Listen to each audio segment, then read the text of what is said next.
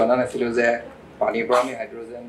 Energy এইটো ল'ব পাৰোঁ। হাইড্ৰজেন ছাৰ বনটোতো ক'বলৈ নহয়, সেইটো ভাঙিলে কি হ'ব ছাৰ? সেইটোতো বুজিছোঁ, H2 সেইটো ভাঙিলেতো এনাৰ্জি হাইড্ৰজেন বম্ব যিবোৰ নিউক্লিয়াৰ বম্ব সেইবোৰে হয়। সেইটোতো বিৰাট শক্তি একদম ওলায়। মোৰ সেইটোৱে ভয় লাগে ছাৰ, এই হাইড্ৰজেনটো। আৰু ছাৰ কিছুমান কথা ক'লে যেনেকৈ আমি সৌৰ শক্তি ছ'লাৰ পাৱাৰ ইউজ কৰোঁ। কথাটো হৈছে ছাৰ আমাৰ মানে আমেৰিকা, ভাৰত আৰু চীন we consume the most of the energy in the world.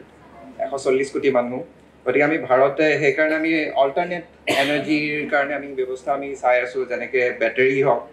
বা ইথানল এনাৰ্জি। ইথানল এতিয়া বাতৰি কাকতত খুবেই আহিছে। আমি পেট্ৰলৰ আমি মিক্স কৰিছোঁ, কিন্তু বহুতে এইটো ইয়াৰ বিৰুদ্ধে কিছুমান এটা লবি আছে বুলি কৈ আছে যে এইটো ইউজ কৰিব নালাগে। কিন্তু তাৰ উপৰিও আমি বেটাৰী কাৰবোৰ ইউজ কৰোঁ। বেটাৰীৰো ছাৰ এটা থাকে কি বায়' হেজাৰ্ড হয়, এইবোৰ ডিছপ'জ কৰিলে বেটাৰীবোৰ। গতিকে আমি এটা চাব লাগিব যে ছাষ্টেইনেবিলিটি, যিহেতু এইটো এটা ছাষ্টেইনেবিলিটিৰ ওপৰত বেটাৰীবোৰ আমি যাতে মানে ভালকৈ যাতে আমি ডিছপ'জ কৰোঁ। আৰু কিছুমান যেনেকৈ আমাৰ এইবোৰ অল্টাৰনেট এনাৰ্জিৰ কাৰণে আমি কিয় আমি চাবলৈ ধৰিছোঁ, কাৰণ আমাৰ যিটো ফজিল ফিউল সেইটো শেষ হ'ব ধৰিছে। আৰু কিছুমান কথা যেনেকৈ আমাৰ অসমতে প্ৰথম ওলাইছিলে ভাৰতৰ ডিগবৈ ফজিল ফিউল, ডিগবৈ যিটো কয় ব্ৰিটিছৰ সময়ত। আৰু অসম আৰু গুজৰাটত আটাইতকৈ বেছি আমাৰ ফজিল ফিউলটো উৎপাদন হয়। কিছুমানে মোক সুধিছিলে মোৰ ছাত্ৰই, কিয় আমি এই দুখন ৰাজ্যতে কেলৈ পাওঁ ফজিল ফিউলটো? তেতিয়া মই হাঁহি পেলাই এনেই ভাবিলোঁ, ডাইন'ছৰবোৰ বেছি আছিল নেকি এই দুখন ৰাজ্যত ফজিল ফিউল যেতিয়া। কিন্তু যি হওক, এতিয়া আমি ছাষ্টেইনেবিলিটিৰ ফালে গৈছোঁ যেতিয়া, এই গোটেইখিনি দায়িত্ব আমাৰেই। আৰু ছাৰক আকৌ এবাৰ ধন্যবাদ জনালোঁ ছাৰ আপোনাৰ কিন'ট স্পীচটোৰ কাৰণে। এতিয়া আমি আমাৰ second keynote speaker doctor Surajit Konwar, তেখেত এছ'চিয়েট প্ৰফেচাৰ হয় department of chemistry, Dibrugarh university. তেখেতক মই মঞ্চলৈ অনুৰোধ কৰিলোঁ আহিবলৈ আৰু তেখেতৰ কিন'ট স্পীচটো দিবলৈ। ধন্যবাদ। সকলোকে শুভ দুপৰীয়া।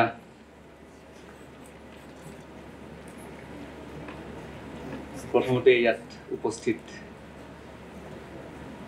বিভিন্ন গৱেষক বৃন্দ, মৰমৰ ছাত্ৰ ছাত্ৰীসকল,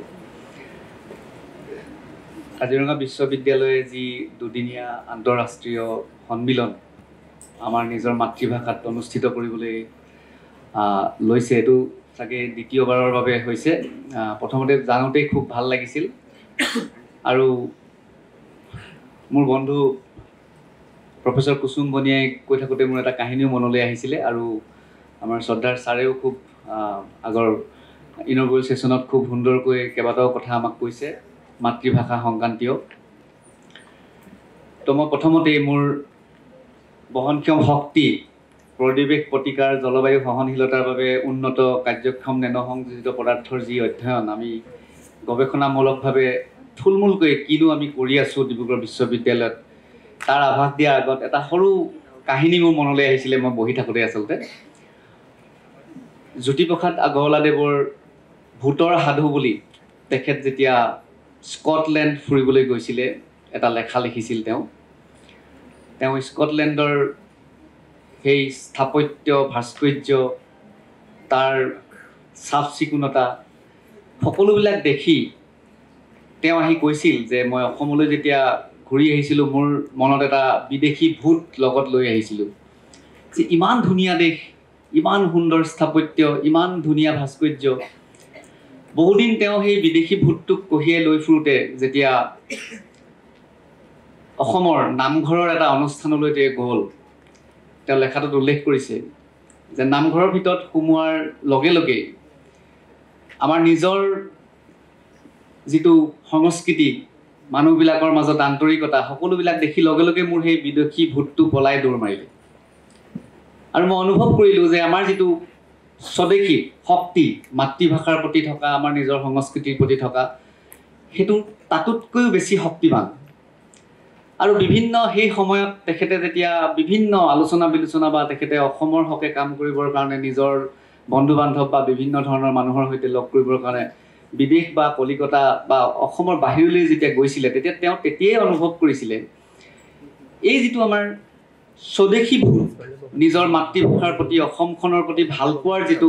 আবেগ, সেইটো বাহিৰত থকা মানুহখিনিৰ কিছু কিছু ক্ষেত্ৰত আমাৰ অসমত থকা মানুহখিনিতকৈও বেছি আছিল। আৰু সেই সময়তে তেওঁ অনুভৱ কৰিছিলে যে অসমৰ বহুবিলাক ঠাইত সেই বিদেশী ভূতটোৱে বাহ লৈছিলে আৰু তেতিয়াই তেওঁ লিখিছিলে যে সেই ভূতৰ সাধুটো যে আমি আমাৰ মাতৃভাষাৰ শক্তিটো বুজি উঠা উচিত আমি যি কৰি আছোঁ সমাজৰ কাৰণে পৃথিৱীৰ কাৰণে তাত যাতে আমি সৰুৰ পৰা য'ত চিন্তা কৰিবলৈ শিকিছোঁ সপোন যিটো ভাষাত শিকিছোঁ আমি যাতে এটা ছাতিৰ তলত সকলোকে ৰাখি কথাবিলাক ইজনে সিজনক বুজাব পাৰোঁ তেওঁ সেই আভাসটো দি গৈছিলে মই কথাখিনি কওঁতেই কুসুম বনিয়াদেৱে ইমান সুন্দৰকৈ নিজৰ গৱেষণাৰ কামখিনি বুজাবলৈ যত্ন কৰিছে তেতিয়াই মোৰ মনলৈ আহিল মই নহ'লে কথাখিনি নকলোহেঁতেন এতিয়া মই কাজিৰঙা বিশ্ববিদ্যালয়ক সেইকাৰণে প্ৰথমতেই ধন্যবাদ জনাব বিচাৰিছোঁ যে এই যিটো আমাৰ মাতৃভাষাৰ প্ৰতি থকা আৱেগ বা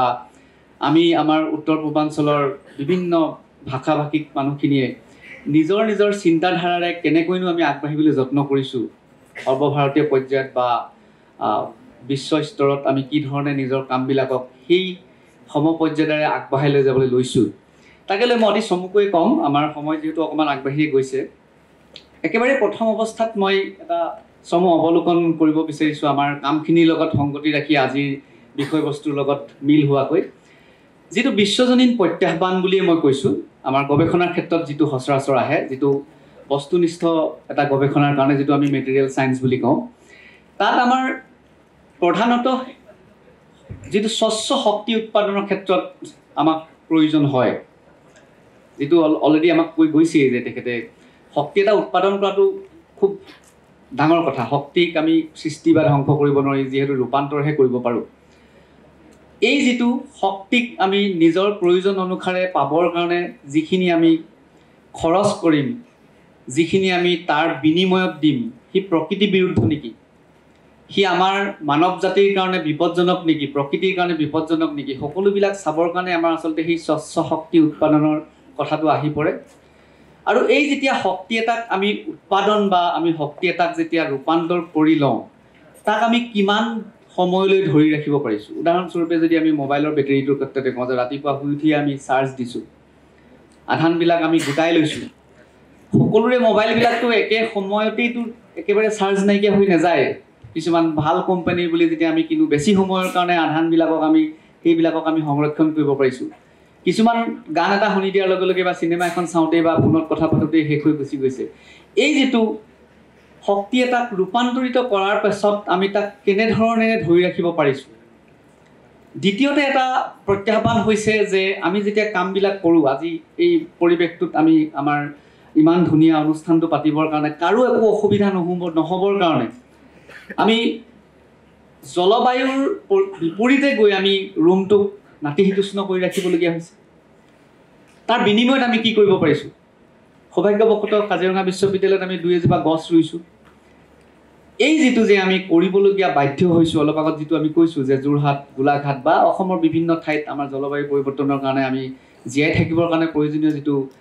উত্তাপ আমাৰ বা টেম্পাৰেচাৰ যিটো আমি লাগে আমি অভ্যাসত পৰিণত হৈ গৈছে আমাৰ কামবিলাকৰ ক্ষেত্ৰত তাত এই পৰিৱেশ প্ৰদূষণটোক আমি বিজ্ঞান ভিত্তিকভাৱে গৱেষণামূলকভাৱে কিমান দূৰলৈকে আমি ভাবিব পাৰিছোঁ এইটো এটা খুব দৰকাৰী কথা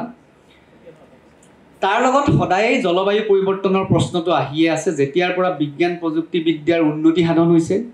যেতিয়াৰ পৰা আমি নিজৰ জীৱন যাপনটোক আৰু বেছি ভাল কৰিবৰ কাৰণে যত্ন কৰিছোঁ যিটো মানুহৰ স্বাভাৱিক কথা আমি তেতিয়াহে সুখী হ'ব পাৰোঁ যেতিয়া আজিতকৈ কাইলৈ আমি আৰু ভালকৈ থাকিব পাৰিম উই নিড মোৰ আজিটোতে আমি যেহেতু সুখী নাথাকোঁ বিজ্ঞান প্ৰযুক্তিবিদ্যাই আমাক ভৱিষ্যতে আৰু বেছি আমাক দৰকাৰ হৈছে সুখ স্বাচ্ছন্দ্যৰ কাৰণে জীৱন নিৰ্বাহৰ কাৰণে সেই কামবিলাকত আমি কি ধৰণে জলবায়ু পৰিৱৰ্তনত আমাৰ প্ৰভাৱ পৰিছে সেই কথাখিনিক বিজ্ঞানৰ ছাত্ৰ ছাত্ৰীসকলে বা আমি যিসকল কৰ্মী আমি যিসকলে শিকি আছোঁ যিসকলে চেষ্টা কৰিছোঁ তেওঁলোকে আমি এই প্ৰত্যাহ্বানবিলাক গ্ৰহণ কৰি ল'ব লাগিব আৰু তাৰ সমাধান কৰিবলৈ চেষ্টা কৰিব লাগিব তো গৱেষণাৰ আমাৰ কিছুমান উদ্দেশ্য থাকে মই মেটেৰিয়েল ছায়েন্স যিটো বস্তুনিষ্ঠ গৱেষণাৰ কাৰণে যিটো আমি বিষয়বস্তু তাত যিহেতু কাম কৰোঁ তাত সৰু সৰু কেইটামান কথা আমি নিশ্চয় চাব লাগিব তাত সৰ্বসাধাৰণতেই কিছুমান আমাৰ উদ্ভাৱনীমূলক বৈজ্ঞানিক সমাধানৰ প্ৰয়োজন হ'ব আমি ভুল কোনখিনিত কৰোঁ বনিয়া ছাৰৰ কথাৰে মই আৰম্ভ কৰিছোঁ যে আমি কিবা এটা কাম কৰিবলৈ লওঁতে একেদিনাখনেই আমি নিজক সম্পূৰ্ণৰূপে সলাই পেলাব বিচাৰোঁ। আমি পৰিৱৰ্তনটো লাহে লাহে যে কৰিলেহে হ'ব, যিটো 2047 চনত আমি প্ৰদূষণমুক্ত ভাৰতৰ সপোন দেখিছোঁ, আজি কি কৰিছোঁ সেইটো যদি নাচায়, আমি একেবাৰে 2047তেই আমি আৰু গোটেই ভাৰতবৰ্ষখন পৰিৱৰ্তন কৰি পেলাম যদি ভাবোঁ, যিটো আমি নিজে নিজক কেতিয়াবা কওঁ যে একেবাৰে মই চেঞ্জ হৈ যাম, যা কি হয় হ'ব, এই ধৰণৰ চিন্তাধাৰা নহয়। অকণমান পৰিৱৰ্তন কৰিবৰ কাৰণে, যিটো অকণমান পৰিৱৰ্তন কৰিবৰ কাৰণে যিটো গৱেষক দলে কাম কৰে, এটা সৰু অৱদান দি যায়, সেই অৱদানটোত আঁত ধৰি নৱপ্ৰজন্ম বা ভৱিষ্যত প্ৰজন্মই নেক্সট আৰু এটা অৱদান আগবঢ়াব লাগিব, আৰু গোটেইবিলাক লগ হৈহে এটা সম্পূৰ্ণ সমাধানৰ ফাললৈ আমি আগবাঢ়িব পাৰিম। সেইকাৰণে আমি ভৱিষ্যত পৰিকল্পনা কৰোঁ, আৰু সদায় মনত ৰাখিব লাগে, মই ছাত্ৰ ছাত্ৰীসকলক উদ্দেশ্যি কৈছোঁ যে পৰিৱৰ্তনটো একেকোবে নাহে, পৰিৱৰ্তন অলপমান মনলৈ আনিব লাগিব। যিটো আমাৰ প্লাষ্টিকৰ বটলৰ কথা কৈছে, অন্ততঃ প্লাষ্টিকৰ বটলটো আজি যদি উপায় নাই, এটা সপোন দেখা যে মই প্লাষ্টিকৰ পলিথিনৰ বেগ এটা অন্ততঃ কেতিয়াবা বজাৰ কৰিবলৈ যাওঁতে কমাই লওঁচোন, নিজেই ঘূৰাই দি চাওঁচোন কোনোবা দোকান এখনত, বেগ লোৱা। যেতিয়া ছিষ্টেমে আমাক বস্তুটো দিছে, তেতিয়াহ'লেতো আমি তাৰ বিপৰীতে যাব নোৱাৰোঁ। যিটো তেখেতে কৈছে যে মইহে ব্যৱহাৰ নাই কৰা, আন 10জনে ব্যৱহাৰ কৰিছে, কিন্তু যেতিয়া বস্তুটোৱে সমলঞ্চে আমাৰ চকুৰ আগৰ পৰা নাইকিয়া হৈ যাব, তেতিয়া আমি নিশ্চয় তেনেকৈ বাস কৰিব পাৰিম। আৰু সেইটো আমাৰ দায়িত্ব হোৱা উচিত যে আমি কি ধৰণে নাইকিয়া কৰিব পাৰিম। এই ক্ষেত্ৰত আমি কৰা কামৰ ক্ষেত্ৰত বৰ্তমান সময়ত সকলোতকৈ দৰকাৰী বস্তুটো হৈছে যে নেনো প্ৰযুক্তি। আৰু এই নেনো প্ৰযুক্তিৰ ক্ষেত্ৰত যদি আমি চাওঁ, তাত আমি বস্তুনিষ্ঠ যিটো আমাৰ মেটেৰিয়েল ছায়েন্সৰ ক্ষেত্ৰত যদি আমি নেনো প্ৰযুক্তিলৈ যাওঁ, কাজিৰঙা বিশ্ববিদ্যালয়তো যথেষ্ট কাম হৈছে, ডিব্ৰুগড় বিশ্ববিদ্যালয় বা আমি ওচৰে পাজৰে যদি আমাৰ অনুষ্ঠান প্ৰতিষ্ঠানবিলাকতে চাওঁ, গৱেষণাগাৰবিলাকত, যে বিভিন্ন ধৰণৰ নেনো সংযোজিত, যিটো আমি নেনো কম্পজিট বুলি কওঁ, পদাৰ্থ আমি বনাবলৈ যত্ন কৰোঁ বা তাৰ ওপৰত অধ্যয়ন কৰিবলৈ যত্ন কৰোঁ। আৰু আমাৰ গৱেষণাৰ কিছুমান বিষয়বস্তুৰ ভিতৰত এটা সৰু গৱেষণাৰ বিষয়বস্তু আমি চেষ্টা কৰি আছোঁ, যিটো 2007 চনৰ পৰাই আমি চেষ্টা কৰি আছোঁ। তেজপুৰ বিশ্ববিদ্যালয়তে এই কৰ্মৰ আৰম্ভণি হৈছিলে, আজি প্ৰায় 15-16 বছৰ পাৰ হৈছে। তথাপিও আমি চালুকীয়া অৱস্থাতেই যিহেতু আছোঁ, তাত আমি কি কৰিছোঁ, কিছুমান বহুযোগী যৌগ, আমাতকৈ আগৰ প্ৰজন্মৰ বৈজ্ঞানিকসকলে বনোৱা বহুযোগী যৌগৰ লগত আমি কিছুমান বেলেগ ধাতু, অধাতু বা তাৰ প্ৰয়োজন সাপেক্ষে যিটো আমি ব্যৱহাৰ কৰিবলৈ লওঁ, তেনেকুৱা কিছুমান দ্ৰব্য আমি যোগ কৰিবলৈ যত্ন কৰিছিলোঁ বৈজ্ঞানিকভাৱে। তাৰ ভিতৰত গ্ৰাফিন এটা খুব সুন্দৰ যৌগ, মই অলপ পিছতে অলপ চমুকৈ কথাখিনি জানিম। আৰু ধাতুৰ যিটো নেনো কণা, নেনো পাৰ্টিকুলছ বুলি কওঁ, তাক আমি সংযোগ কৰিবলৈ যত্ন কৰিছিলোঁ। ই এটা সাংঘাতিক ধৰণৰ যাদুকৰী এটা বস্তুলৈ ৰূপান্তৰিত হোৱাৰ সম্ভাৱনা আছে, বা বহুত ক্ষেত্ৰত আমি তাৰ উদাহৰণো পাইছোঁ। কাৰণ ইয়াৰ যিবিলাক গুণাগুণ বা তাৰ যিবিলাক গুণাৱলী আমি যদি চাওঁ, যিবিলাক আমি তাৰ ধৰ্ম বা বৈশিষ্ট্য, তাত আমি চাওঁ যে তাৰ যিটো আমাক এতিয়া এই পৰিবাহিতাটো লাগে, আমাৰ কাৰেণ্টৰ কাৰণে লাগে, বা আমাৰ বিভিন্ন ধৰণৰ সুস্থিৰতাটো লাগে, ওলাই নোযোৱাকৈ ৰাসায়নিক সুস্থিৰতাই কওঁ বা বিভিন্ন তাপীয় সুস্থিৰতা, তো এইবিলাকৰ ক্ষেত্ৰত খুব সুন্দৰ তাৰ এটা ৰিজাল্ট সি দিয়ে, আমাৰ খুব ধুনীয়া এটা পৰিৱেশলৈ সি যায়। আৰু এই গোটেই কথাবিলাকত যেতিয়া আমি এনেকুৱা ধৰণৰ প্লাষ্টিক সম্পৰ্কীয় বস্তুবিলাক বিজ্ঞানভিত্তিক কামত সুদূৰ প্ৰসাৰী, যিটো আজিয়েই পেলাই দিব নলগীয়া কামত যদি আমি ব্যৱহাৰ কৰিব পাৰোঁ, কাৰণ প্লাষ্টিকৰ ব্যৱহাৰটো এনেই অহা নাই, ই অৰ্থনৈতিক দিশতো খুবেই ভাল, আৰু খুব কম খৰচত আমি কামবিলাক কৰিব পাৰোঁ, আৰু মানুহৰ ব্যৱহাৰৰ দৈনন্দিন জীৱন যাত্ৰাত খুব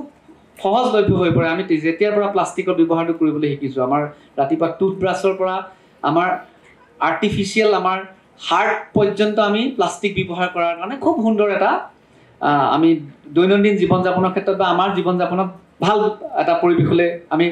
পাৰিছোঁ নিজকে লৈ যাবৰ কাৰণে। তেনেকুৱা ক্ষেত্ৰত কিন্তু পৰিৱেশ প্ৰদূষণটো এটা সাংঘাতিক ধৰণে বিৰূপ প্ৰতিক্ৰিয়া, যিটো আমি পৰিৱেশ প্ৰদূষণৰ ক্ষেত্ৰত গম নোপোৱাকৈ, প্ৰথম অৱস্থাত গম নোপোৱাকৈ হৈছিলে, কিন্তু পাছলৈ আজিৰ তাৰিখত আমি এইটো এটা সাংঘাতিক ধৰণৰ সমস্যা হিচাপে গণ্য কৰিবলগীয়া হৈছে। যিটোৰ কাৰণে বিশ্ব পৰিৱেশ দিৱসত আমি যদি চাওঁ, বিগত 15 বছৰমানৰ প্ৰতিটো মূল বিষয়বস্তুৱে প্লাষ্টিক হৈ উঠিছে। আৰু যেতিয়া প্ৰশান্ত মহাসাগৰত আমাৰ সকলোবিলাক জাবৰ জোঁথৰ আমি নদী, আমাৰ খাল, আমি এইবিলাকত পেলাই আমি কেতিয়াও নাচাওঁ, যিহেতু তাৰ পৰা বৈ গৈ সাগৰত পৰে। প্ৰশান্ত মহাসাগৰত ভাৰতবৰ্ষতকৈ ডাঙৰ অঞ্চল এটা এনেকুৱা প্লাষ্টিকৰ আৱৰ্জনাৰে যেতিয়া ভৰ্তি হৈ গ'ল, আৰু যেতিয়া উপগ্ৰহৰ চিত্ৰত পৃথিৱীখনৰ সেই পৰিৱৰ্তনটো দেখিছে, আৰু পৰিৱৰ্তনটোত যেতিয়া বৈজ্ঞানিকসকলে লক্ষ্য কৰিছে যে যেতিয়াৰ পৰা আমি প্লাষ্টিক ব্যৱহাৰ কৰিবলৈ লৈছোঁ 1955 চনৰ পিছৰ পৰা অলপ বেছি পৰিমাণে আৰু ভাৰতবৰ্ষত প্ৰায় 1980 চন মানৰ পৰা সম্পূৰ্ণৰূপে আমি প্লাষ্টিকৰ ব্যৱহাৰ কৰিবলৈ লৈছোঁ ভাৰতৰ বা পৃথিৱীৰ নদ নদীৰ সকলো পানী বা আমাৰ মাটি সকলোতে আমাৰ প্ৰদূষণটো আৰম্ভ হৈ গৈছিলে আৰু উপগ্ৰহৰ চিত্ৰত তাক ধৰা পেলাব পৰা গৈছিলে এতিয়া আমাৰ সেইকাৰণে খুবেই দৰকাৰী এইটো এটা আমাৰ যিটো আমি কৈছোঁ যে স্বচ্ছ শক্তি হওক বা বহন ক্ষমতাটোৰ কথা মই অলপ পিছতে আহিম বা আমি জলবায়ু পৰিৱৰ্তনৰ ক্ষেত্ৰত আমাৰ কৰণীয়খিনিত কেনেকুৱা ধৰণৰ বস্তু হ'ব এইখিনিত আমাৰ কিছুমান মৌলিক গৱেষণাৰ প্ৰয়োজন মৌলিক গৱেষণা মানে কি আমি যিকোনো এটা কামে আমি যদি কিবা ক্লাছ এটাও কৰোঁগৈ আমি যদি কিবা কিতাপ এখনো পঢ়োঁ আমি কিবা এটা আলোচনা শুনিও আছোঁ আমাৰ মনে বা আমাৰ ব্ৰেইনে সৰ্বোচ্চ 20% আমি খুব বেছি ফূৰ্তি কৰিব পাৰোঁ যিকোনো এটা কামত আৰু যদি খুব বেছি ফূৰ্তিও লাগে আমাৰ জীৱনকালত আমি 20% মানে ফূৰ্তি কৰিব পাৰোঁ আৰু 10% মানে আমাৰ খুব বিষাদ লাগে আমি খুব বেছি দেৰি কান্দি থাকিব নোৱাৰোঁ এতিয়া কেইদিনমানৰ আগতে আমাৰ আটাইতকৈ দুখ লগা ঘটনা এটা ঘটিছে কিন্তু আমিতো নিজৰ স্বাভাৱিক জীৱন যাত্ৰা এৰি দিব নোৱাৰোঁ এনেকুৱাকৈ আমাৰ প্ৰকৃতিয়ে আমাক সৃষ্টি কৰিছে যে আমাৰ দুখবিলাকো আমি যিমান চেষ্টা কৰিলেও যিমান কান্দিলেও আমি 10%হে আটাইতকৈ বেয়া লগাটোত ৰাখিব পাৰোঁ 20% আটাইতকৈ ভাল লগাটোত ৰাখিব পাৰোঁ বাকী 70%ত আমাৰ কোনো ভালো নালাগে বেয়াও নালাগে আৰু মৌলিক গৱেষণাৰ ক্ষেত্ৰতো সেইটোৱে যে খুব বেছি এক্সাইটেড বস্তু আমি 20%হে বনাব পাৰিম দেখিলেই কিবা যাদুকৰী বস্তু মেজিকেল যিবিলাক বস্তু এই বনালোঁ মই বিক্ৰীয়ে কৰিব পাৰিলোঁ খুব সাংঘাতিক ধৰণৰ পৃথিৱীত মই একদম পপুলাৰ হৈ গ'লোঁ আৰু মই আটাইতকৈ বেয়া গৱেষণাও 10%হে কৰিব পাৰিম মই যদি কষ্ট কৰিছোঁ মাজৰ যিখিনি 70% সেইখিনি আমাৰ মৌলিক গৱেষণা তাত কোনো এক্সাইটমেণ্টো থাকিব নালাগিব তাত কোনো বেয়া লগাও নাথাকে তাত নিজৰ ধৈৰ্য নিজৰ ফাউণ্ডেশ্যন বনাবৰ কাৰণে যিখিনি অধ্যয়ন এইটো নিজৰ জীৱনকালতো হ'ব তোমালোক ছাত্ৰ ছাত্ৰীসকল আছা যেতিয়া নেটৰ কাৰণে যেতিয়া পঢ়া চাবা প্ৰথমতে বহুত জোচ থাকে ৰাতিপুৱাই উঠিম দিনটোত 3 ঘণ্টা নেটৰ কাৰণে পঢ়িম তাৰপিছত দেখিবা একেবাৰে চব শেষ পৰীক্ষাও পালেহি প্ৰথমবাৰ ফেইলো কৰিলোঁ বহুত জোচত যেতিয়া কামটো কৰা বা পঢ়া শুনা কৰা সেইটো 20% কিন্তু 70%ত আমি ফেইলিয়াৰ হৈ যাওঁ তো এই মৌলিক গৱেষণাটোত আমাৰ নিজৰ মাতৃভাষাত ডাঙৰ দীঘল হোৱা ছাত্ৰ ছাত্ৰীসকলে আমি কি কৰিব নোৱাৰোঁ আমাৰ কিছুমান নিয়ম নীতিৰ কাৰণে কিছুমান সা সুবিধাৰ অসুবিধাৰ কাৰণে আমি বিদেশৰ লগত ফেৰ মাৰিব পাৰোঁ আমি যেতিয়া বিদেশলৈ গুচি যাওঁ তাত বাধ্য কাম কৰিবৰ কাৰণে 2 বছৰৰ কাৰণে যদি আমি গৱেষণা বা 5 বছৰৰ কাৰণে গৈছোঁ তাত বাধ্য আমি ঘৰৰ পৰা গুচি গৈছোঁ তেতিয়া আমি সেই 70%টো কম বেছি পৰিমাণে আমাৰ লগাব পাৰোঁ তো এই যিটো বিজ্ঞান প্ৰযুক্তিৰ ক্ষেত্ৰত আমি শক্তিশালী আৰু কাৰ্যক্ষম উদ্ভাৱনী এটাৰ কাৰণে যেতিয়া আমি নিজক আগবঢ়াই লৈ যাম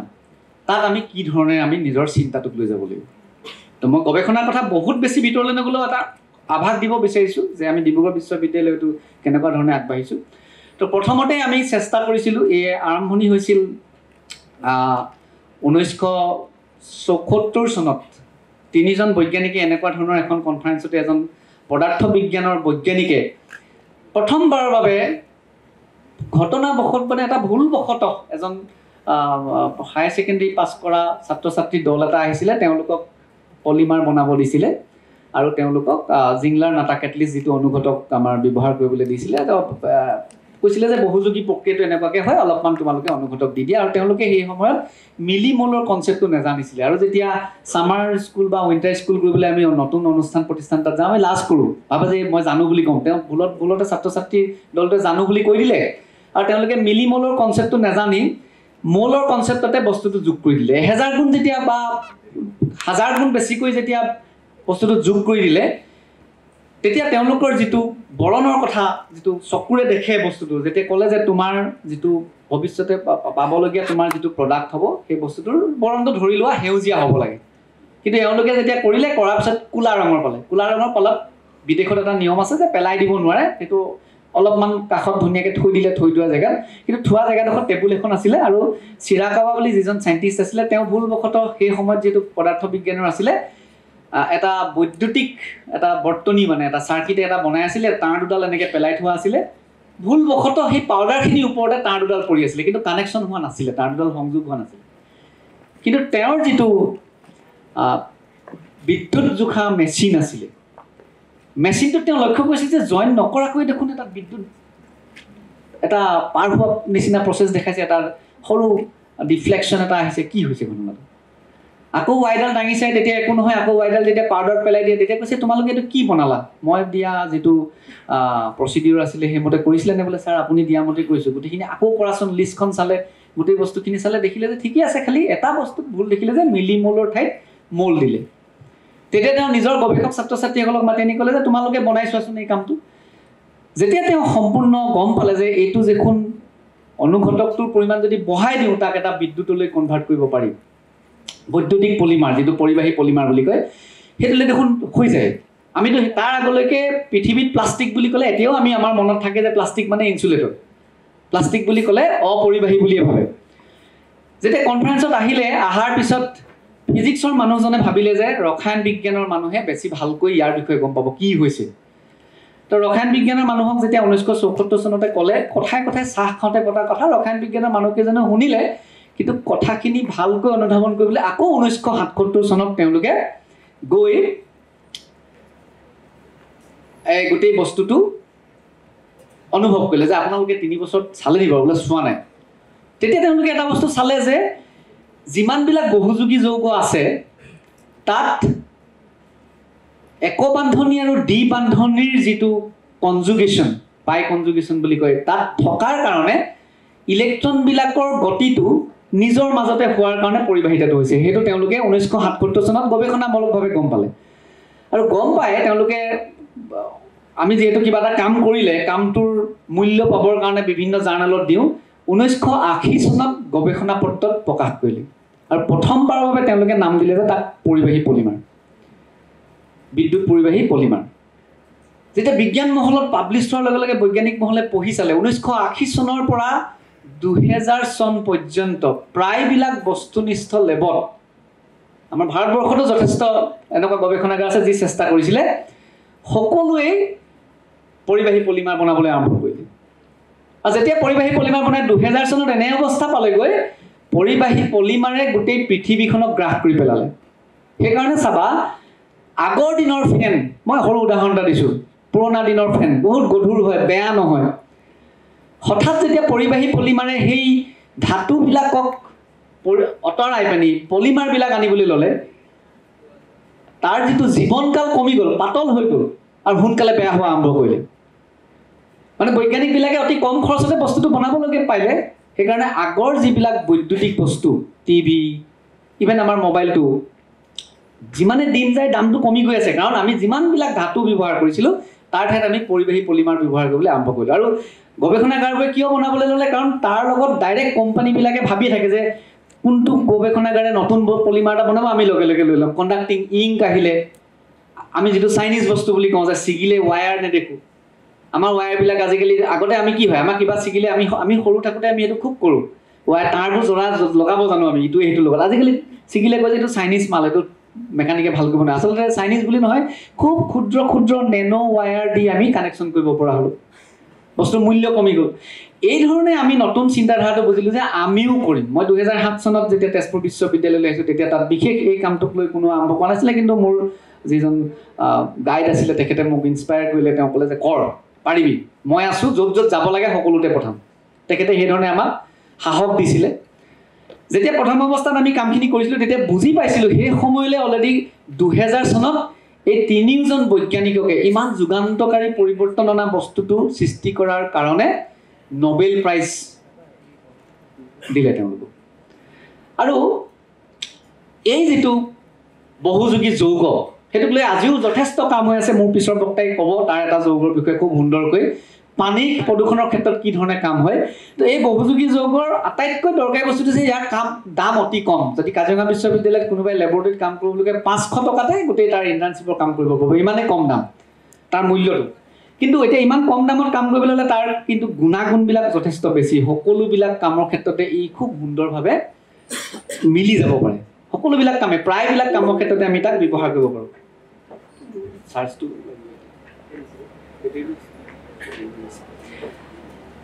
ইয়াৰ যিটো সীমাবদ্ধতা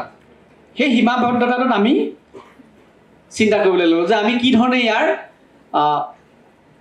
জীৱনকালটোক বঢ়াব পাৰোঁ মেকানিকেল ষ্ট্ৰেংথটোক বঢ়াব পাৰোঁ লাইফ টাইমটোক বঢ়াব পাৰোঁ এই কামখিনি কৰিবলৈ যাওঁতে আমি কিছুমান দ্ৰব্য যোগ কৰিবলৈ ল'লোঁ আৰু মই গৱেষণা কৰাৰ সময়তে সৌভাগ্যবশতঃ আন দুজন ব্যক্তিয়ে নোবেল পাইছিলে তেওঁলোকে গ্ৰাফিন নামৰ এটা প্ৰথমবাৰৰ বাবে পৃথিৱীবাসীক জনালে যে 2 ডাইমেনশ্যনেল মেটেৰিয়েল মই নেনো মেটেৰিয়েল 2 ডাইমেনশ্যনেল বুজাবলৈ নাযাওঁ দীঘলীয়া হৈ যাব তো এই গ্ৰাফিন নামৰ এই 2 ডাইমেনশ্যনেল মেটেৰিয়েলটো তেওঁলোকে উদ্ভাৱন কৰিলে আৰু খুব হেতু এটা খুব বেলেগ ধৰণৰ কাহিনীৰে হয় মই কাহিনীলৈ নাযাওঁ কিন্তু এই গ্ৰাফিনটো হৈছে সঁচাকৈ এটা যুগান্তকাৰী দ্ৰব্য ই আচলতে কাৰ্বনৰ এটা ৰূপান্তৰ হয় কাৰ্বন এলট্ৰপছ অফ কাৰ্বন হয় আৰু ইয়াক যদি আমি চাওঁ এই গ্ৰাফিনটোৰ বিভিন্ন ধৰণৰ প্ৰক্ৰিয়া আছে তাতে গ্ৰেফাইটটো আমাৰ মুখ্যতঃ আমি সকলোৱে চিনি পাওঁ কাঠ পেঞ্চিলত যিটো আমি লওঁ আৰু এই গ্ৰেফাইটৰ যদি এটা ছিংগল লেয়াৰ ওপৰৰ যদি আমি লৈ লওঁ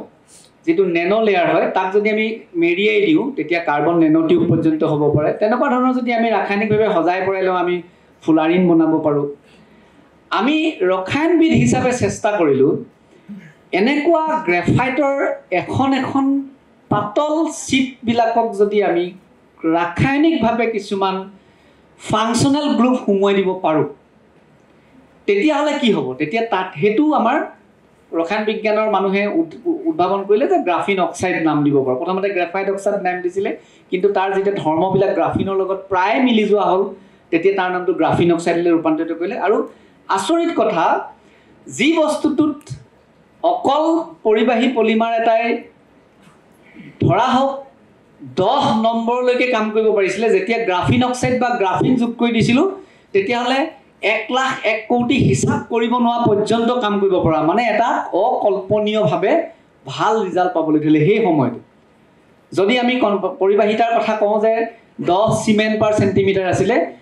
গ্ৰাফিন অক্সাইড দি পানি যদি আমি পৰিবাহী পলিমাৰৰ লগত মিক্স কৰি কামটো কৰিবলৈ লৈছোঁ তেতিয়াহ'লে ধৰি লওক 10⁶ চিমেণ্ট পাৰ চেণ্টিমিটাৰ পৰ্যন্ত হ'ব পাৰে য'ত নেকি 10�3 চিমেণ্ট পাৰ চেণ্টিমিটাৰটো কপাৰ বা এনেকুৱা ভাল পৰিবাহী তাঁৰৰ হয় আমি যিটো ফ্লেক্সিবল ৱায়াৰ বনাওঁ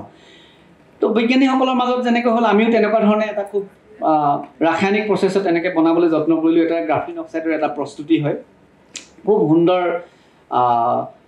ব্ৰাউন কালাৰৰ হয় খুব ধুনীয়া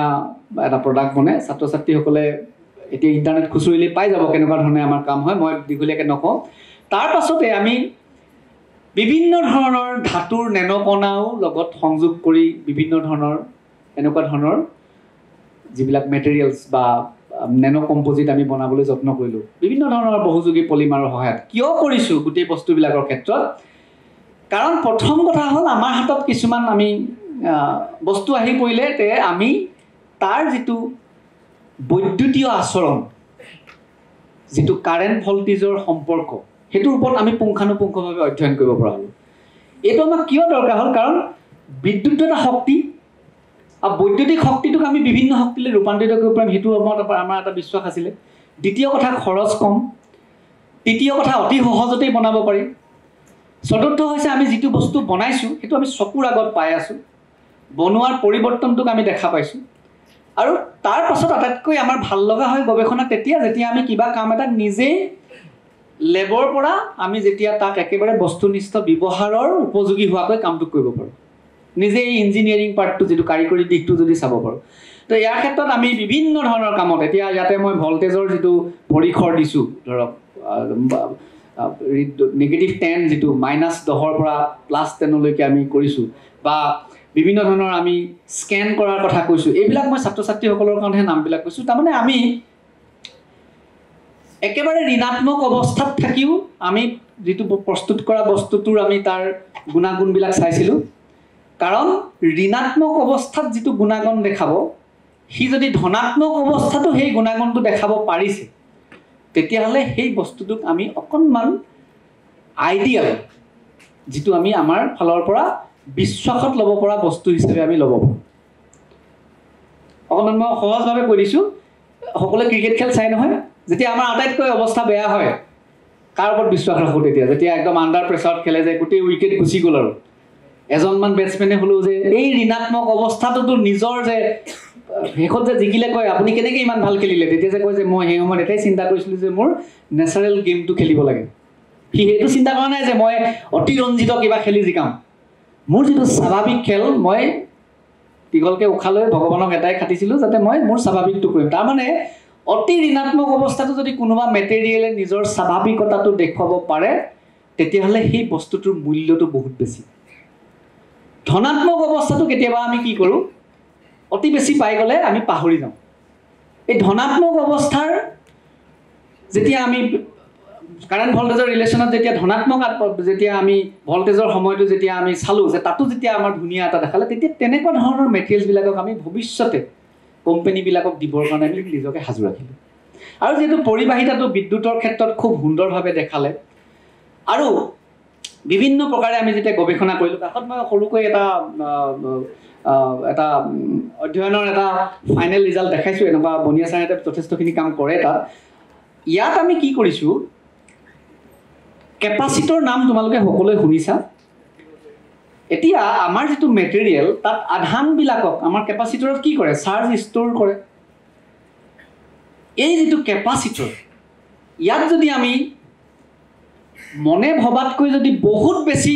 চাৰ্জ ষ্ট'ৰ কৰিব পাৰোঁ, যিটো হিচাপ নিকাচ আছে তাতকৈ যদি বেছি হয়, যেনেকৈ এতিয়া মানুহ এজনে কৰিব পৰা কামতকৈ যদি বহুত বেছি কৰোঁ, যিটো আমি অতিৰঞ্জিত দেখাওঁ, তাত আমি কি বুলি কওঁ, মেন। অতিৰঞ্জিত দেখুৱাজনক ছুপাৰমেন বুলি কওঁ। ছুপাৰ শব্দটো লগাওঁ, আমি অতি শব্দটো লগাওঁ, অতি মানৱ। এই যিটো আমি কাম কৰিছোঁ, তাত আমি গেলভেনোষ্টেটিক চাৰ্জ ডিছচাৰ্জৰ সহায়ত তাৰ যিটো কেপাচিটৰ, তাক আমি ছুপাৰ কেপাচিটৰ লেভেললৈ নিবলৈ আমি যত্ন কৰিছোঁ। চাৰ্জ ষ্ট্ৰেচটো বহুত বেছি চাৰ্জ ল'ব পাৰে। আৰু এইটো প্ৰথম অৱস্থাত যেতিয়া কৈছিলে, খুব হাঁহি উঠা ঘটনা ঘটিছিলে। ইণ্টাৰনেটত চালে তোমালোকে দেখা পাবা। আমাৰ চাইনাৰ কেইখনমান চিটিত তেওঁলোকে কি কৰিছিলে যে ইমান বেছি যিহেতু চাৰ্জ সোমাই থাকে বস্তুটোত, চাৰ্জটোতো আমি উলিয়াই দিব পাৰিম। সেইকাৰণে তেওঁলোকে কি কৰিছিলে, তেওঁলোকৰ চিটিবিলাকত বাছবিলাক দি দিছিলে। আৰু দেখিছিলে যে যিমান মানুহ উঠক, 50 জন 100 জন উঠক, বাছবিলাকক যেতিয়া এইটো যিটো সৌৰশক্তিৰ সহায়ত আধানবিলাকক লয়, কিন্তু 2 কিলোমিটাৰ বা 3 কিলোমিটাৰ যোৱাৰ পাছতে তেওঁলোকে লক্ষ্য কৰিছিলে যে সকলোবিলাক আধান ওলাই গুচি যায়। তাৰমানে ছুপাৰ কেপাচিটৰটোক যেতিয়া প্ৰথম অৱস্থাত ব্যৱহাৰৰ দিশলৈ লৈ গৈছিলে, তেওঁলোকে পৰা নাছিলে। তেতিয়া তেওঁলোকে কি কৰিছিলে, সৰু সৰু ষ্টপেজ কিছুমান দি দিবলগীয়া হৈছিলে। অলপ দূৰ যায় বাছখন, গৈ আকৌ তাত ৰিচাৰ্জ কৰে, আকৌ যায়। খালি তেওঁলোকে এইটো ঘোষণা কৰিছিলে, ইয়াত যদি আপোনালোকে যিমান ৱেইট লৈ যাওক, ট্ৰেইন এখনৰ সমান বস্তু লৈ গ'লেও আমাৰ আধানে টানি লৈ যাবই, কিন্তু আধানখিনি আমি ধৰি ৰাখিব পৰা নাই। তো সেইটোৱে হৈছে গৱেষণা। তো সেইটো নৱপ্ৰজন্মৰ গৱেষকসকলে এতিয়াও বৰ্তমান কৰি আছে। এই ছুপাৰ কেপাচিটৰৰ কনচেপ্টটো যিদিনাখনি সৌৰশক্তিৰ পৰা আমি আধানবিলাকক সংৰক্ষণ কৰি ৰাখিব পাৰিম নিৰ্দিষ্ট এটা ডিভাইচত, সেই ডিভাইচটো আপোনাৰ ঘড়ীটো হ'ব পাৰে, সেই ডিভাইচটো চাৰে ক'বৰ নিচিনাকৈ মোবাইল ফোনটো হ'ব পাৰে, আঙুঠি এটা হ'ব পাৰে। আৰু যেতিয়া সেই আধানখিনিক প্ৰয়োজন সাপেক্ষে আমি নিজৰ নিজৰ কামত লগাব পাৰিম, যিটো কণ্ট্ৰল ৰিলিজ যেতিয়া কৰিব পাৰিব, তেতিয়া আমাৰ ভৱিষ্যতে বেটাৰীটো বেটাৰী কি হ'বগৈ, এটা আমাৰ বুৰঞ্জীলৈ গুচি যাব। তেতিয়া ক'ব যে মানুহে বেটাৰীও ব্যৱহাৰ কৰিছিল। তো এই ধৰণৰ আমাৰ সপোনবিলাক বাস্তৱত ৰূপায়িত হ'বলৈ গৈ আছে। ইয়াত মই এটা সাধাৰণ মাত্ৰ সেই চাৰ্জ ডিছচাৰ্জৰ এডাল মাত্ৰ গ্ৰাফে দেখাইছোঁ। ইয়াত আমি কামখিনি কেনেকৈ কৰোঁ, আৰু কিছুমান সৰু নিৰ্দিষ্ট ধাৰণ ক্ষমতাৰ কাৰণে সৰু সৰু কিছুমান জাষ্ট মেথমেটিকেল কেলকুলেশ্যনছ আছে, সৰু সৰু। এইবিলাক অলপ পঢ়া শুনা কৰিলে, আমাৰ পেপাৰবিলাক চালেও বা আমাৰ লগত যেতিয়া সংযোগ স্থাপন কৰিলে আমি ধুনীয়াকৈ কথাবিলাক কৈ দিব পাৰিম। যিকোনো অনুষ্ঠান প্ৰতিষ্ঠানতে আমি এইবিলাক কাম কৰিব পাৰোঁ। আৰু মই আশা কৰোঁ যে নৱপ্ৰজন্মই এনেকুৱা ধৰণৰ কামেৰে আগবাঢ়িলে নিশ্চয় সফল হ'ব পাৰিব। আন এটা খুব দৰকাৰী কাম, আমি যেতিয়া এনেকুৱা বিভিন্ন ধৰণৰ টেকন'লজিকেল কামবিলাক কৰোঁ, ইণ্ডাষ্ট্ৰীবিলাক গঢ়ি উঠিছে, আমাৰ ইয়াত লেবৰেটৰীবিলাকত কাম কৰোঁ, তো ইয়াত কিছুমান অসংখ্য ধৰণৰ গেছ আমাৰ ওলায়। আৰু আমি বিভিন্ন ধৰণৰ গেছ লিকেজৰ ঘটনা জানোৱেই, কাহিনীবিলাক ক'বই নালাগে, চবেই জানে যে কেনেকৈ গেছ ট্ৰেজেডিবিলাক আমাৰ হৈছে। ভাৰতবৰ্ষতো ইভেন বহুত ডাঙৰ ডাঙৰ ঘটনা আমি চবেই জানো। এতিয়া যিকোনো গেছ, আমাৰ LPG গেছটোক লৈ আমি বহুত ভয় কৰোঁ। যিকোনো এটা ভলেটাইল অৰ্গেনিক আমাৰ যদি গেছ লিকেজ হয়, সেই লিকেজটোৰ ক্ষেত্ৰত মই যিটো কৈছোঁ যে পৰিবাহী পলিমাৰ, গ্ৰাফিনৰ দৰে যিবিলাক কাৰ্বনৰ বুৎপন্ন বুলি কয়, যিবিলাক এল'ট্ৰপছ হয়, আৰু লগত যদি কিছুমান নেনো ধাতু আমি মিক্স কৰি বনাওঁ আৰু তাৰ যদি পুংখানুপুংখ অধ্যয়ন কৰি আমি ৰাখোঁ, তাৰ যিটো শোষণ ক্ষমতা সেইটো ইমান সুন্দৰ, গেছবিলাকক সি খুব কম সময়ত কেই ছেকেণ্ডমানৰ ভিতৰতে বা লিকেজ হোৱাৰ লগে লগে সি কি কৰে শোষণ কৰি ল'ব পাৰে আৰু যেতিয়া শোষণ কৰি ল'ব কিবা বস্তু এটা যেতিয়া আহি পায় লগে লগে তাৰ যিটো পৰিবাহিতাৰ গুণাগুণ আছিলে আমি যদি ধৰি লৈছোঁ যে 100 চিমেণ্ট পাৰ চেণ্টিমিটাৰত তাৰ গেছ লিকেজ হোৱাৰ আগত আছিলে আৰু গেছখিনি সোমাই যোৱাৰ লগে লগে হয় বাঢ়ি যাব নহয় কমি যাব কিবা এটাতো হ'ব আমি যদি চাওঁ জেনেৰেলি ধৰি লওক পি টাইপ যদি ছেমিকণ্ডাক্টৰৰ মেটেৰিয়েলছ বনাইছোঁ তেতিয়াহ'লে যদি ইলেক্ট্ৰনেগেটিভ বস্তু এটা আহে বাঢ়ি যাব পাৰে ৰেজিষ্টিভিটি এন টাইপ যদি বনাইছোঁ তাৰমানে আমি ৰসায়ন বিজ্ঞানৰ গৱেষক ছাত্ৰ ছাত্ৰীসকলে কি বনাইছে সেইটোৰ ওপৰত আমি নিৰ্ভৰ কৰিব যে বঢ়াম নে আমি কমাম তেতিয়া আমি এটা ফিক্স পইণ্ট যদি ঠিক কৰি লওঁ যে 100তকৈ কমিলে ছুইচটো অফ হৈ যাব অফ হ'লে ছিগনেল বাজিব 100তকৈ বাঢ়িলে বোলে ছুইচটো অফ হৈ যাব এইটো আমি ঠিক কৰি ল'লোঁ ঠিক কৰাৰ লগে লগে কি হ'ল লিকেজ হোৱাৰ লগে লগে আমাৰ চাইলেণ্ট বাজিবলৈ আৰম্ভ কৰিব তাৰমানে আমি চেঞ্চৰ হিচাপে তাক ব্যৱহাৰ কৰিব পাৰোঁ ইয়াৰ কাৰণে আমি এইটো মই এটা সৰু ডিভাইচ মোৰ ছাত্ৰ ছাত্ৰীসকলৰ লগত লগ লাগি বনোৱা বিকাৰ এটা লৈ আমি বনাইছোঁ তাত খালি আমি বন্ধ কৰি লৈছোঁ তাত আমি এটা সৰু ডিভাইচ ধৰক আমি বনাই লৈছোঁ যে কেনেধৰণে আমি চিন্তা কৰিব পাৰোঁ এটা সৰু কিটলি 2400 চ'ৰ্চ মিটাৰ পুৰণি এতিয়া নতুনবিলাকতো 2400 3600 পৰ্যন্ত আহিছে যথেষ্ট আধুনিক আহিছে ইয়াত যদি আছে নিশ্চয় কাম কৰিব পাৰে এই কামবিলাক কৰোঁতে কিছুমান সংযোগ মানে ইটো বিভাগৰ লগত সিটো বিভাগৰ সংযোগ হোৱাটো খুবেই প্ৰয়োজন অকল ৰসায়ন বিজ্ঞান বিভাগে গৱেষণা কৰি কেতিয়াও সফল হোৱাটো সম্ভৱ নহয় পৰাপক্ষত চাৰে দেশৰ বিদেশ পৰ্যন্তও যাবলগীয়া আছে ইয়াত পদাৰ্থ বিজ্ঞান আছে ইয়াত বিভিন্ন ধৰণৰ কাৰিকৰী বিভাগবিলাক আছে সকলোৱে লগ হৈ মই ভাবোঁ যে কামবিলাক আমি যদি কৰোঁ তেতিয়া এই ডিভাইচবিলাক যেতিয়া আমি বনাওঁ খুব সুন্দৰকৈ আগবঢ়াই লৈ যাব পাৰিম তো এই ক্ষেত্ৰত মই সৰু এটা গেছ আমি সকলোৱে চাৰে মিথানলৰ কথা ক'লে মই ভালেই পাইছোঁ যে মিথানল গেছটোৰ ক্ষেত্ৰত আমাৰ যিটো তাৰ অস্বাভাৱিকতা বা তাৰ যিটো ভয় লগা দৃশ্য মিথানল গেছ এইটো আমাৰ কেমেষ্ট্ৰি পঢ়াওঁতে কৈছিল ন যে ইথানল আৰু মিথানল তোমালোককো পঢ়াওঁতে ছাৰসকলে হাঁহি উঠা কথা কয় ন যে এটা খালে জীৱন এটা খালে মৃত্যু কেলে ইথানলটো আমি ৱাইন হিচাপে ব্যৱহাৰ কৰোঁ ন খালে একদম অলপ ৰিমঝিম লগা এটা ধুনীয়া ভাল লগা বহুতে এইটো ফূৰ্তিত কোৱা কথা আৰু মিথানলটো হৈছে পয়জন ভাবা এটা কাৰ্বনৰ ইফালত আমি মিথানলৰ কথা কৈ আছোঁ আৰু সেই মিথানলৰ সংস্পৰ্শৰো সীমা আছে মিথানলটো লিকেজ হৈ যেতিয়া আহে তাত যেতিয়া আমাৰ 2 ppmতকৈ ওপৰত গুচি যায় তেতিয়া আমাৰ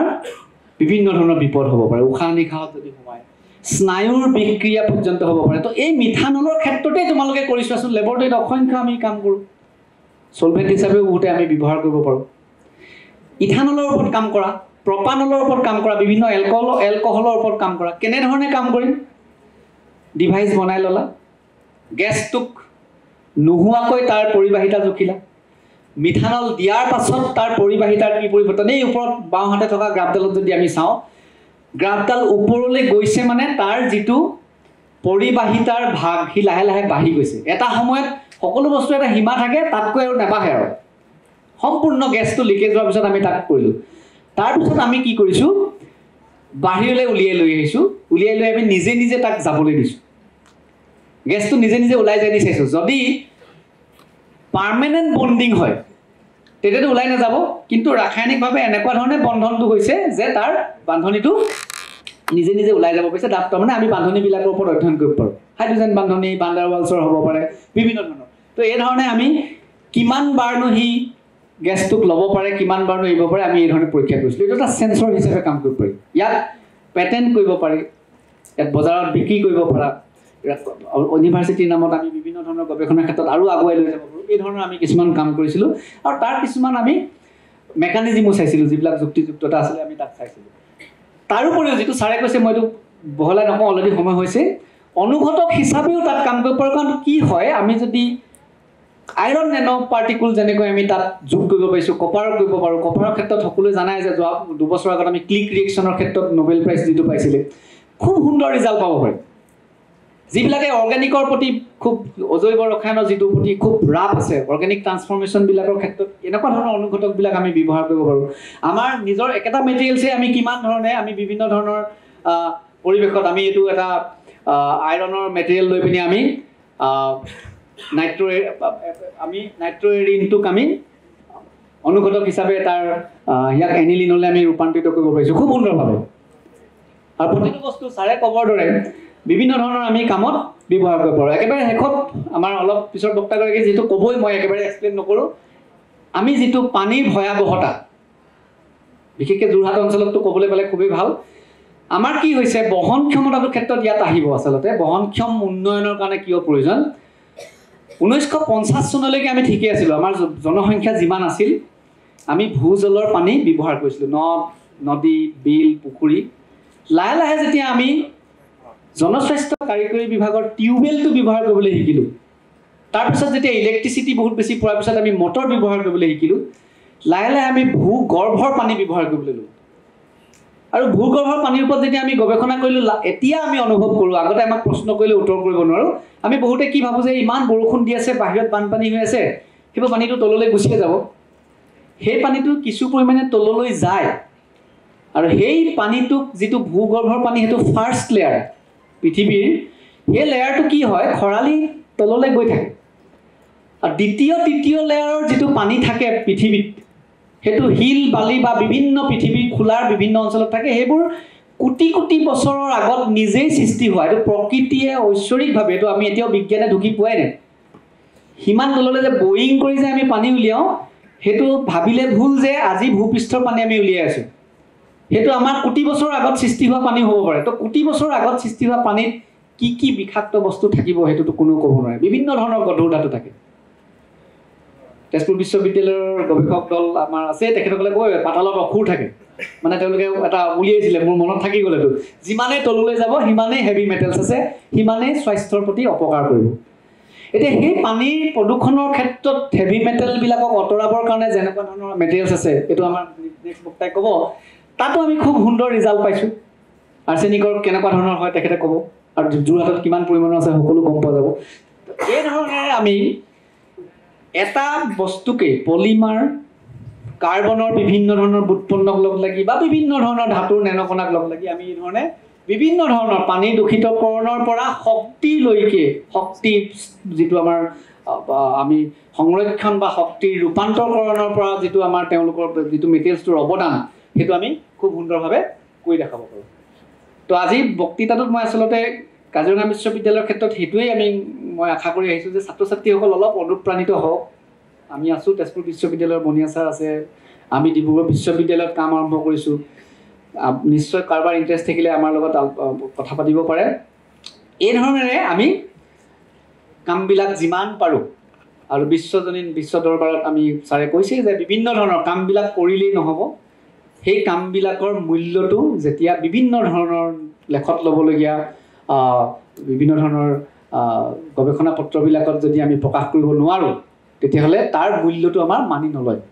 এইটো খুব দৰকাৰী কথা। প্ৰথমৰ পৰাই আমি পঢ়ি থকা অৱস্থাৰ পৰা শিকিব লাগে যে কি ধৰণে লিখিম, কি ধৰণে তাক এনালাইচিছ কৰিম, এই কথাখিনি। তো এইখিনি হৈছে মোৰ থুলমূল কথা। মই আশা কৰিছোঁ যে কথাখিনিৰ পৰা অলপ হ'লেও অনুপ্ৰাণিত হ'ব। আৰু কিবা যদি জানিবলগীয়া থাকে, এয়া মোৰ বৰ্তমানৰ গৱেষণাৰ ছাত্ৰ ছাত্ৰীসকল। শেষত সকলোকে ধন্যবাদ জনাইছোঁ। এয়া তেজপুৰ বিশ্ববিদ্যালয়ৰ মই গৱেষণা কৰোঁতে সদায় এইটো ৰাস্তাই দি অহা যোৱা কৰিছিলোঁ। এই পিছফালে আমাৰ ৰিচাৰ্চ স্কলাৰ হোষ্টেলটো আছিল, এইটো এটি হোষ্টেল আছিল তেতিয়া। তো সদায় মই এখন দেখিলে শক্তি পাওঁ, কাৰণ তেতিয়া তোমালোকৰ নিচিনা য়ং আমি এনাৰ্জেটিক হৈ কাম কৰিছিলোঁ। তো সকলোকে ধন্যবাদ জনাইছোঁ, আৰু কিবা থাকিলে সুধিব পাৰে। ধন্যবাদ। ছাৰ, আপুনি ইমান ধুনীয়াকৈ কথাবোৰ ক'লে, একেবাৰে ক্লাছৰুমত পঢ়ি লেকচাৰ এটেণ্ড কৰাৰ দৰে লাগিলে, বিৰাট ভাল লাগিলে। আপোনাৰ যিটো টপিক, মই এটা বস্তু এনেই মানে মই চাই থাকোঁ, নেনো টেকন'লজিটো, নেনো প্ৰযুক্তিবিদ্যা। মই নেনো শব্দটোৰ অসমীয়া শব্দটো বিচাৰি আছিলোঁ গুগলত, একচুৱেলি পোৱা নাযায়। মই পালোঁ অতি সূক্ষ্ম নেনোৰ, চাগে আমি সেইটো ইউজ কৰিব নোৱাৰোঁ। তাৰপিছত মই ভাবিলোঁ অতি সূক্ষ্ম হ'ব নেকি, তললৈ অলপ স্ক্ৰল কৰি দেখিলোঁ একেবাৰে সূক্ষ্ম বুলি লিখা আছিলে, কোনোবাই লিখি থৈ দিছে। কিন্তু সেইবোৰ আমি ইউজ কৰিব নোৱাৰোঁ। আৰু যেনেকৈ ছাৰ আপুনি কয় যে আমি এই প্লাষ্টিকৰ বটলটো আজি চবেই আমি আজি ৰঙা চকু দি আছোঁ। কথাটো কি হ'ল, আজি 10 বছৰমান আগত বা 15 বছৰ আগতে আমি মানে ভাৰত চৰকাৰ বা আমাৰ চৰকাৰখনে এটা ব্যৱস্থা কৰিলে যে আমি ৰাইজে মানে আমাৰ নাগৰিকবোৰে ভাল পানীটো খাবলৈ পাব লাগে। কিন্তু গৱেষণাৰ বা উদ্দেশ্যবোৰ কেনেকৈ আজি সলনি হয়। আজি 15 বছৰ মূৰত এতিয়া পানীটো আমি ভাল পানী খাবলৈ পাইছোঁ, আমাৰ বেমাৰ আজাৰবোৰ কমিছে, কলেৰা বা টাইফইড এইবোৰ কমিব ধৰিছে। কিন্তু এতিয়া ছাষ্টেইনেবিলিটিত এই বটল, প্লাষ্টিকৰ বটলটো কেনেকৈ ডিছপ'জ কৰা যায়, এইটো এটা কেনেকৈ কৰিব পাৰিব আমাৰ ভাবিব লগা হৈ পৰিছে। আৰু যেনেকৈ এতিয়া ছাষ্টেইনেবল এইবোৰ প্লাষ্টিকৰ বটলে হওক বা যিবোৰে আমাৰ প্ৰদূষণ কৰি আছে পৃথিৱীত, যেনেকৈ এতিয়া আমাৰ এজন বিৰাট ছুপাৰমেনে ক'ব পাৰি, আপুনি এই শব্দটো ইউজ কৰিছিলে, ছুপাৰমেন, যেনেকৈ ইলন মাস্ক, চবেই জানেই চাগে, তেখেতে স্পেচ এক্স, ষ্টাৰলিং, টেছলা গাড়ী, তেখেত পৃথিৱীৰ আটাইতকৈ ধনী মানুহ। তেখেতে কোৱা মতে কৈ আছে যে পৃথিৱীখন আৰু কেইশ বছৰমান পিছত চাগে থাকিব পৰা নাযাব। সেইকাৰণে তেওঁ ভাবি আছে কি আমি এতিয়া মংগল গ্ৰহলৈ গৈ আমি তাতে কিবা কৰি থাকিব পাৰিব লাগিব। আৰু সেই তেখেত বিৰাট যুঁজি আছে কেনেকৈ প্ৰযুক্তি টেকন'লজিটো আনিব পাৰি। গতিকে সেয়া চব গোটেইবোৰ বস্তু ছাষ্টেইনেবিলিটি এইবোৰৰ লগতে ৰিলেটেড হৈ থাকে। আৰু কোঁৱৰ ছাৰ ধন্যবাদ, বিৰাট ভাল লাগিলে আপোনাৰ এই কথাখিনি শুনি, ধন্যবাদ।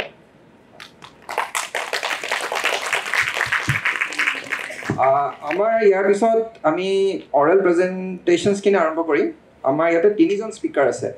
মই নামকেইটা আগে কৈ দিছোঁ, তাৰপিছত তেওঁলোকক মই এজন এজনকৈ ইয়ালৈ মঞ্চলৈ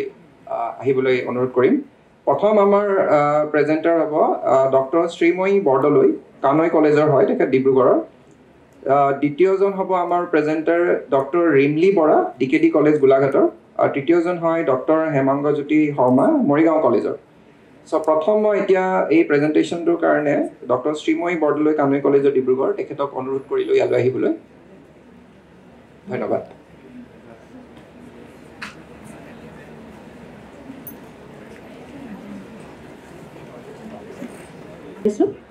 সকলোকে সাদৰ সম্ভাষণ জনাইছোঁ আৰু শুভ দুপৰীয়া জনাইছোঁ। আজি অসম কাজিৰঙা বিশ্ববিদ্যালয়ে আয়োজন কৰা দুদিনীয়া আন্তঃৰাষ্ট্ৰীয় সন্মিলনত অংশগ্ৰহণ কৰা সকলোকে অভিনন্দন জনাইছোঁ আৰু মোৰ বক্তব্য আৰম্ভ কৰিছোঁ। মোৰ বক্তব্যৰ বিষয়বস্তু হৈছে এক পদক্ষেপীয় পলিথাইপিন প্ৰস্তুতকৰণ আৰু পানীৰ পৰা আৰ্ছেনিক আঁতৰোৱাৰ ক্ষেত্ৰত ইয়াৰ ভূমিকা সম্পৰ্কে আলোচনা কৰিম।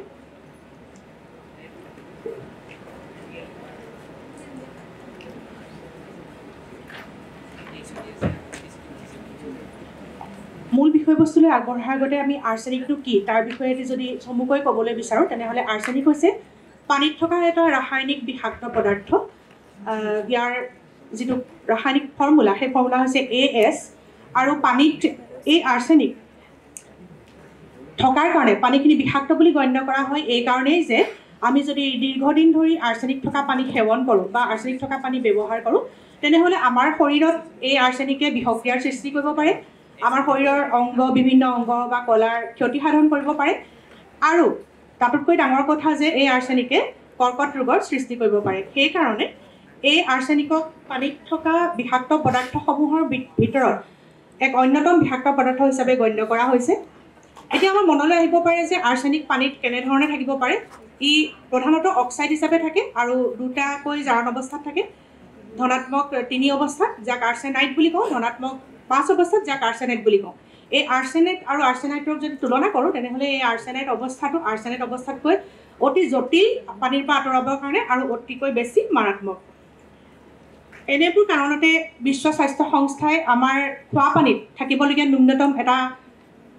মাপকাঠি দিছিলে। সেই মাপকাঠিটো হ'ল 10 ppbতকৈ আমি ব্যৱহাৰ কৰা পানীত আৰ্ছেনিক কম থাকিব লাগে। এতিয়া ppb বুলি ক'লে তাৰ মাত্ৰাটো যদি আমি ভালদৰে বুজাবলৈ যাওঁ, তেনেহ'লে 1 ppb বুলি ক'লে প্ৰতি লিটাৰত 1 মাইক্ৰগ্ৰামতকৈ কম থাকিব লাগে, বা 10 ppbক আমি 10 মাইক্ৰগ্ৰাম পাৰ লিটাৰ বুলি ক'ব পাৰোঁ। আচলতে আৰ্ছেনিক পানীত একেবাৰে নথকাটোৱে বাঞ্ছনীয়, কিন্তু যিসমূহ পৰীক্ষাগাৰত আহিলাৰে সৈতে আৰ্ছেনিক পৰীক্ষা কৰা হয়, সেই আহিলাসমূহৰ সহায়ত 10 ppbতকৈ তলত সঠিকভাৱে নিৰূপণ কৰাটো কঠিন। সেয়েহে এইটোৱে বিশ্ব স্বাস্থ্য সংস্থাই নিৰূপণ কৰিছিলে যে 10 ppbতকৈ কম থাকিব লাগে। কিন্তু ভাৰত চৰকাৰৰ মতে এই নিৰূপণৰ মাত্ৰা 50 ppb বুলি ধৰা হৈছে যদিও আমি ব্যৱহাৰ কৰা পানীত আচলতে আৰ্ছেনিক থকাটো একেবাৰে বাঞ্ছনীয় নহয়। এতিয়া এই আৰ্ছেনিকৰ ভয়াৱহতা বিশ্বজুৰি ইমানেই বাঢ়ি গৈছে যে এই সময়ত আমি আৰ্ছেনিক পানীৰ পৰা আঁতৰাৰ ক্ষেত্ৰত, বিশেষকৈ আৰ্ছেনিক থকাৰ কাৰণে বা আৰ্ছেনিক থকা পানী ব্যৱহাৰ কৰিলে কেনেধৰণৰ ক্ষতি সাধন হ'ব পাৰে, এনেবোৰ কথাত অধিককৈ সজাগ হ'বৰ প্ৰয়োজন হৈছে। আৰু আমি যদি আমাৰ নিজৰ ৰাজ্য অসমৰ পৰিপ্ৰেক্ষিতত কওঁ, তেনেহ'লে এই মানচিত্ৰখনৰ সহায়ত আমি দেখা পাওঁ যে অসমৰ প্ৰতিখন জিলাৰ পানীয়ে আৰ্ছেনিকৰ দ্বাৰা আক্ৰান্ত হৈছে। মাত্ৰ কাৰ্বি আংলং আৰু ডিমা হাছাও জিলাৰ বাহিৰে অসমৰ প্ৰতিখন জিলাৰ পানীতে বহু বেছি পৰিমাণৰ 10 ppb যিটো নিম্নতম ধাৰণা, তাতকৈ বহু বেছি শতাংশ আৰ্ছেনিক পোৱা গৈছে। যিটো 10 ppbতকৈ কম থাকিব লাগে, তেনেস্থলত আমি নিজেই কিছুমান পানীৰ নমুনা নিজে সংগ্ৰহ কৰিছিলোঁ। তেনেস্থলত আমি লখিমপুৰৰ এখন গাঁৱত 900 ppbলৈকে আৰ্ছেনিক পাইছিলোঁ। আৰু আমি বহুতেই জানোৱেই যে আমাৰ আজিকালি কেঞ্চাৰৰ যিটো বেমাৰ, সেই বেমাৰটো অতিপাত বাঢ়িবলৈ ধৰিছে। গতিকে ইয়াৰ আৰ্ছেনিক থকা পানী ব্যৱহাৰ কৰাটো ইয়াৰ এটা অন্যতম কাৰণ হ'ব পাৰে। বিভিন্ন সময়ত চৰকাৰেও বিভিন্ন পদক্ষেপ গ্ৰহণ কৰি আহিছে। কাগজে পত্ৰই, খবৰ কাগজত বা ইলেক্ট্ৰনিক মাধ্যমত আমি বিভিন্ন সময়ত আৰ্ছেনিকৰ ভয়াৱহতাৰ বিষয়ে পঢ়িছোঁ বা বিভিন্ন পদক্ষেপ গ্ৰহণ কৰিছে যদিও এতিয়ালৈকে কোনো তেনেকুৱা স্থায়ী সমাধান অহা নাই। কিন্তু আমি এই বিষয়ে আমি সাধাৰণ জনতাক আমিবোৰেই সজাগ কৰিব লাগিব। প্ৰথমতে আমি আৰ্ছেনিক থকা পানী আছেনে নাই সেই কথা জানিবৰ কাৰণে প্ৰথম হ'ল আমি যিখিনি পানী ব্যৱহাৰ কৰি আছোঁ সেই পানীখিনি আমি পৰীক্ষা কৰিব লাগিব। সেই পৰীক্ষা কৰিবৰ কাৰণে প্ৰতিখন জিলাতে আজিকালি জনস্বাস্থ্য কাৰিকৰী বিভাগৰ পৰীক্ষাগাৰ আছে। তাত আমি এটা নিম্নতম মূল্য দি আমি নিজৰ ব্যৱহৃত পানীখিনি আমি পৰীক্ষা কৰি চাব পাৰোঁ। আৰু যদিহে আমি জানো যে আমি আৰ্ছেনিক থকা পানী আমি ব্যৱহাৰ কৰি থকা দমকলটোত আৰ্ছেনিক থকা পানী আছে, তেতিয়াহ'লে আমি সোনকালেই তাৰ এটা বিকল্প ব্যৱস্থা চাব লাগে। যেনেধৰণে নৈ, বিল, পুখুৰী এইবিলাক পৃথিৱীৰ উপৰিভাগৰ পানী, যিখিনি আমি ছাৰ্ফেচ ৱাটাৰ বুলি কওঁ, সেইবিলাকত যিহেতু দ্ৰৱীভূত অক্সিজেনৰ পৰিমাণটো বেছি থাকে, সেইকাৰণে তেনেবিলাক বিকল্প ব্যৱস্থা আমি গ্ৰহণ কৰিব পাৰোঁ যদিও তাত বেক্টেৰিয়াজনিত যিখিনি প্ৰদূষক থাকে সেইবিলাকৰ সমস্যাটো থাকে। গতিকে তাৰ পিছতে আমাৰ বিকল্প ব্যৱস্থাটোৱে হ'ল আৰ্ছেনিক থকা পানীৰ পৰা আৰ্ছেনিক গুচাই লোৱা। এতিয়া বজাৰত উপলব্ধ যিকোনো ফিল্টাৰৰ সহায়ত এই আৰ্ছেনিক গুচাব নোৱাৰি। তাৰ বাবে আমাৰ পৰীক্ষাগাৰত কিছুমান জটিল আমাৰ প্ৰক্ৰিয়া দৰকাৰ হয়। বিভিন্ন সময়ত ইয়াৰ ওপৰত গৱেষণা চলি আছে। আৰু এই গৱেষণাসমূহৰ বিষয়ে যদি আমি চমুকৈ চাওঁ, তেনেহ'লে মূলতঃ এই গৱেষণাসমূহৰ আধাৰেই হৈছে জাৰণ বা শোষণ বা আতঞ্চন প্ৰক্ৰিয়া বা আয়ন বিনিময়। এনেবোৰ প্ৰক্ৰিয়াৰ দ্বাৰা আৰ্ছেনিক এক জটিল প্ৰক্ৰিয়াৰ সহায়তহে পৰীক্ষাগাৰত ইতিমধ্যে গৱেষকসকলে বিভিন্ন পৰ্যায়ত গৱেষণা কৰি আছে। ইয়াৰে ভিতৰত আমি আজি যি পদক্ষেপৰ বিষয়ে আমি যি প্ৰক্ৰিয়াৰ বিষয়ে ক'বলৈ লৈছোঁ, সেই পদক্ষেপটো সেইখিনি কাম কৰিবলৈ আমি অনুপ্ৰেৰণা পাইছিলোঁ। আমি তেজপুৰ বিশ্ববিদ্যালয়ত যিখিনি সময়ত PhD কাৰণে গৱেষণা কৰি আছিলোঁ, সেই সময়ত আমি তাৰে মোৰ গাইড ডক্টৰ ৰবীন দত্ত ছাৰৰ তত্ত্বাৱধানত আমি আৰ্ছেনিক পানীৰ পৰা গুচাবৰ কাৰণে এটা সহজ পদ্ধতি উদ্ভাৱন কৰিছিলোঁ, যাৰ নাম আছিল আৰ্চিৰণ নিলগন। এই পদ্ধতিত আমি পৰ্যায়ক্ৰমে 3টা অতি সহজভাৱে উপলব্ধ ৰাসায়নিক পদাৰ্থ পানীত যোগ কৰিছিলোঁ, আৰ্ছেনিকযুক্ত পানীখিনি যোগ কৰিছিলোঁ। আৰু তাৰপাছত পৰৱৰ্তী সময়ত সেইখিনি আমি অলপ সময় ৰখাৰ পিছত ফিল্টাৰ কৰি আৰ্ছেনিক মুক্ত পানী পাইছিলোঁ। আৰু সেইকেইটাত অতি সহজতে উপলব্ধ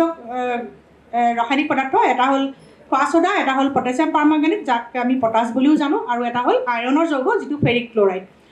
এতিয়া এই যিটো আমি পদ্ধতি উলিয়াইছিলোঁ, সেই পদ্ধতিটো ইতিমধ্যে ভাৰত চৰকাৰৰ অধীনত পেটেণ্ট ইয়াৰ আমাৰ আছে। আৰু বিভিন্ন সময়ত এতিয়াও বহুতো আৰ্ছেনিক থকা ঠাইত এইটো ব্যৱহাৰ কৰি থকা হৈছে। আৰু আমি যদি চাওঁ, অসমৰ 4খন জিলাত বহুত বেছি পৰিমাণে আৰ্ছেনিক পোৱা গৈছে: নগাঁও, নলবাৰী, লখিমপুৰ, আৰু এখন হ'ল এয়া আমাৰ যোৰহাট। যোৰহাটৰ তিতাবৰ অঞ্চলত আমি প্ৰায় 500 পৰা 600 ppb পৰ্যন্ত আমি আৰ্ছেনিক থকা টিউবৱেলৰ পানী পাইছিলোঁ। সেইবিলাক জেগাত এতিয়াও তিতাবৰ, তাঁতিগাঁও অঞ্চল বা খৰিকটীয়া অঞ্চল, এইবিলাক অঞ্চলত এই পদ্ধতিটো ব্যৱহাৰ কৰি আছে। কিন্তু এই পদ্ধতিটোত এটা আমি অসুবিধাৰ সন্মুখীন হৈছিলোঁ যে প্ৰতিদিনাই এই পদাৰ্থসমূহ নতুনকৈ যোগ কৰিবলগীয়া হয়।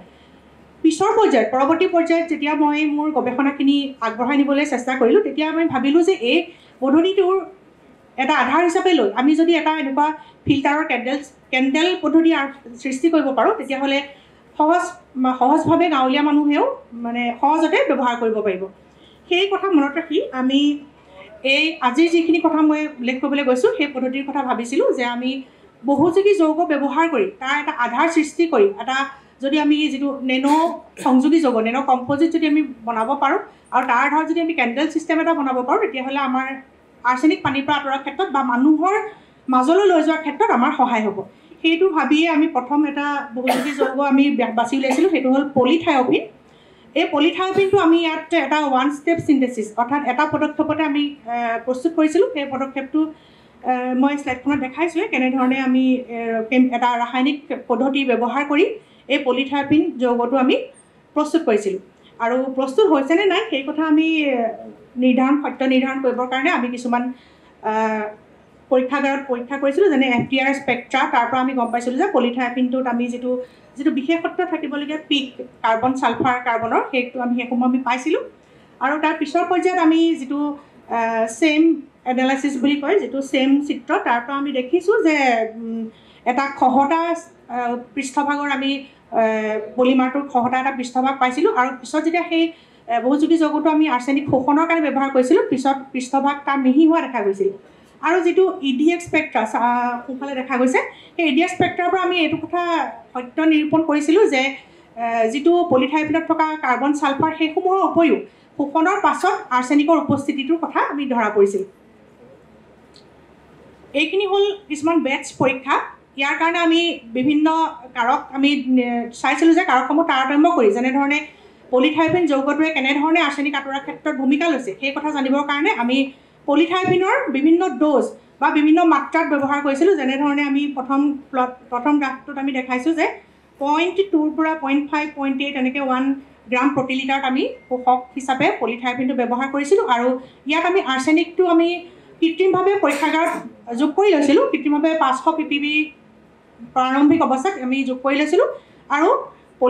পলিথাইপিনৰ যৌগটো আমি বিভিন্ন মাত্ৰাত যোগ কৰি আমি সেইখিনি এটা এবজৰ্পশ্যন প্ৰচিডিঅ'ৰ চোৱাৰ পাছত আমি শোষণৰ আগৰ যিখিনি ৰিজাল্ট আৰু শোষণৰ পাছৰ যিখিনি ফলাফল সেইখিনি আমি তুলনা কৰি দেখিছিলোঁ যে প্ৰায় 92.4% পৰা আৰ্ছেনেট অৱস্থাটো আৰু প্ৰায় 95.4% আৰ্ছেনেট অৱস্থাত পানীৰ পৰা এই পলিথাইপিন যৌগটোৱে আঁতৰাবলৈ সক্ষম হৈছিল আৰু তাৰ পিছৰ পৰ্যায়ত আমি বিভিন্ন বেলেগ কাৰকসমূহ যেনে pHও এটা বহুত ডাঙৰ ৰোল প্লে কৰে এই ক্ষেত্ৰত pHৰ তাৰতম্য কৰি চাইছিলোঁ আৰু এই যিটো ইনিচিয়েল আৰ্ছেনিক কনচেন্ট্ৰেশ্যন অৰ্থাৎ প্ৰাৰম্ভিক অৱস্থাত যিটো আমি আৰ্ছেনিক তাত যোগ কৰি লৈছিলোঁ সেই যোগ কৰা মাত্ৰাটো আমি তাৰতম্য কৰি চাইছিলোঁ যে এই ক্ষেত্ৰত পলিথাইপিন যৌগটোত কাম কৰাৰ ক্ষেত্ৰত এই কাৰকসমূহে কেনেধৰণৰ তাৰতম্যতাৰ সৃষ্টি কৰিছে বা কিবা প্ৰভাৱ পেলাইছে নেকি তাৰপিছৰ পৰ্যায়ত আমাৰ যিখিনি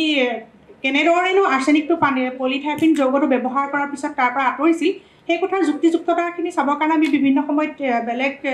এইখিনি পৰীক্ষাগাৰত কৰি চাইছিলোঁ যেনেধৰণে এইখিনি আমি এবজৰ্পশ্যন কাইনেটিক ষ্টাডি যাৰ শোষণ গতিশীল পেৰামিটাৰখিনি আমি ষ্টাডি কৰিছিলোঁ আৰু তাৰ পৰা আমি গম পাইছিলোঁ যে চিউডো ছেকেণ্ড অৰ্ডাৰ কাইনেটিক্সটো এই আমাৰ মেকানিজমটোত ফ'ল' কৰে তাৰপিছত এয়া হ'ল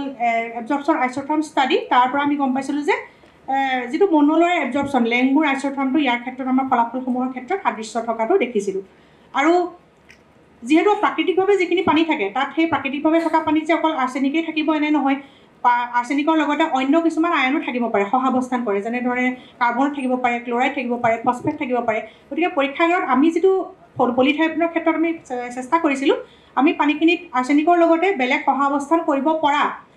সম্ভাৱ্য কিছুমান আয়ন যোগ কৰি চাইছিলোঁ আৰু সেইখিনি ক্ষেত্ৰত আমি ফলাফলসমূহ যদি তুলনা কৰি চাওঁ তেতিয়া দেখিছিলোঁ যে ছালফেট বা কাৰ্বনেট আয়নে আৰ্ছেনিক শোষণৰ ক্ষেত্ৰত ইমান বেছি একো অসুবিধাৰ সৃষ্টি নকৰে কিন্তু ফছফেট আয়নে যিহেতু অলপ তাৰ আকৃতিৰ গঠন আৰু কিছুমান বৈশিষ্ট্য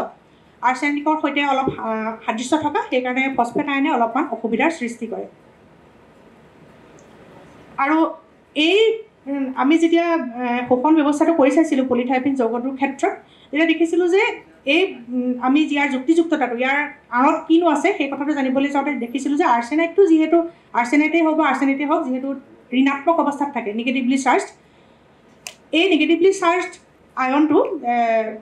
যিটো আমি পলিমাৰ বনাইছিলোঁ বহুযোগী যৌগ পলিথাইপিন তাৰ পজিটিভলি চাৰ্জড ছাৰফেচৰ লগত ইলেক্ট্ৰষ্টেটিক এট্ৰেকশ্যন বা ইলেক্ট্ৰষ্টেটিক আসক্তিৰ দ্বাৰা ইটো সিটোৰ লগত সংযোগ হৈছিল আৰু তেনেদৰে পানীৰ পৰা আমি আচলতে আঁতৰাই আনিবলৈ সক্ষম হৈছিলোঁ এতিয়া মই যদি গোটেই ফলাফলসমূহৰ ভিতৰত ক'বলৈ যাওঁ চমুকৈ তেনেহ'লে আমি যিটো যৌগ প্ৰস্তুত কৰিছিলোঁ পলিথাইপিন সেই পলিথাইপিনে পানীৰ পৰা আৰ্ছেনিক আঁতৰোৱাৰ ক্ষেত্ৰত সফলভাৱে প্ৰয়োগ কৰিব পাৰি কিন্তু পিছৰ পৰ্যায়ত আমি এই পলিথাইপিনক অধিক কাৰ্যক্ষম কৰিবৰ কাৰণে ইয়াৰ লগত কিছুমান আমি কম্পজিট পদাৰ্থ যেনে সংযোগী পদাৰ্থ আমি সৃষ্টি কৰিব পাৰোঁ তাৰ কাৰণে তাৰ লগত কিছুমান আইৰণৰ কিছুমান যৌগ যোগ কৰিব পাৰোঁ যেনেকৈ আইৰণ অক্সাইডেই হওক বা গ্ৰাফিন অক্সাইড এনেকুৱা ধৰণে আমি সংযোগী পদাৰ্থ কিছুমান সৃষ্টি কৰি ইয়াৰ পিছৰ পৰ্যায়ৰ গৱেষণাসমূহ আমি কৰাৰ যথেষ্ট স্থল আছে আৰু আমি কৰিও আছোঁ আৰু এই যিটো এতিয়া পলিথাইপিন অকলে যাত কোনো সংযোগী পদাৰ্থ ব্যৱহাৰ নকৰাকৈ অকলে পলিথাইপিনো কাৰ্যক্ষম হয় আৰ্ছেনিক আঁতৰোৱাৰ কাৰণে আৰু আমি ইয়াত প্ৰায় 95% পৰ্যন্ত আৰ্ছেনিক আঁতৰোৱাৰ ইয়াৰ ক্ষমতা আমি আমাৰ এই যিটো পৰীক্ষা কৰিছিলোঁ তাৰ পৰা আমি পাইছিলোঁ আৰু সহাৱস্থান কৰা আয়নৰ ক্ষেত্ৰত মই ইতিমধ্যে ক'লোৱেই যে ফছফেট আয়ন যদি থাকে তেতিয়াহ'লে ফছফেট আয়নে অলপ অসুবিধাৰ সৃষ্টি কৰিব পাৰে আজিৰ এই বক্তব্যখিনি মই ইমানকে কৈছোঁ আৰু মই মই যিখিনি গৱেষণা কৰিছোঁ তাৰে মাত্ৰ অকণমান চমুকৈ মই ইয়াত আৰম্ভণি সময়ছোৱাৰ কথা উল্লেখ কৰিছোঁ। আমাৰ যিখিনি কাম ইতিমধ্যে মই দেখুৱাইছোঁ সেইখিনি কাম আমাৰ American chemical society ACS Omega নামৰ গৱেষণা পত্ৰিকাখনিত ইতিমধ্যে প্ৰকাশিত হৈছে। আৰু আজি চমু সময়ত মই চমুকৈ এইখিনিৰ বক্তব্য আপোনালোকৰ আগত দাঙি ধৰিলোঁ। আৰু অসম কাজিৰঙা বিশ্ববিদ্যালয়ৰ আজিৰ দুদিনীয়া সন্মিলনত দুদিনীয়া আন্তঃৰাষ্ট্ৰীয় সন্মিলনত যোগদান কৰিবৰ বাবে সুযোগ দিয়াৰ বাবে তথা মাতৃভাষাত আমাৰ কথাখিনি বৈজ্ঞানিক কথা বতৰাখিনি ভগাই লোৱাৰ বাবে সুযোগ দিয়াৰ বাবে ধন্যবাদ জনালোঁ আৰু কৃতজ্ঞতা জনালোঁ। ধন্যবাদ। ধন্যবাদ। আয়নিক সেই বস্তুকেইটা দেখাইছে যে কাৰ্বনেট স্লাইডত অহা নাই যে প্ৰিভিয়াছ কৰিব পৰা নাই।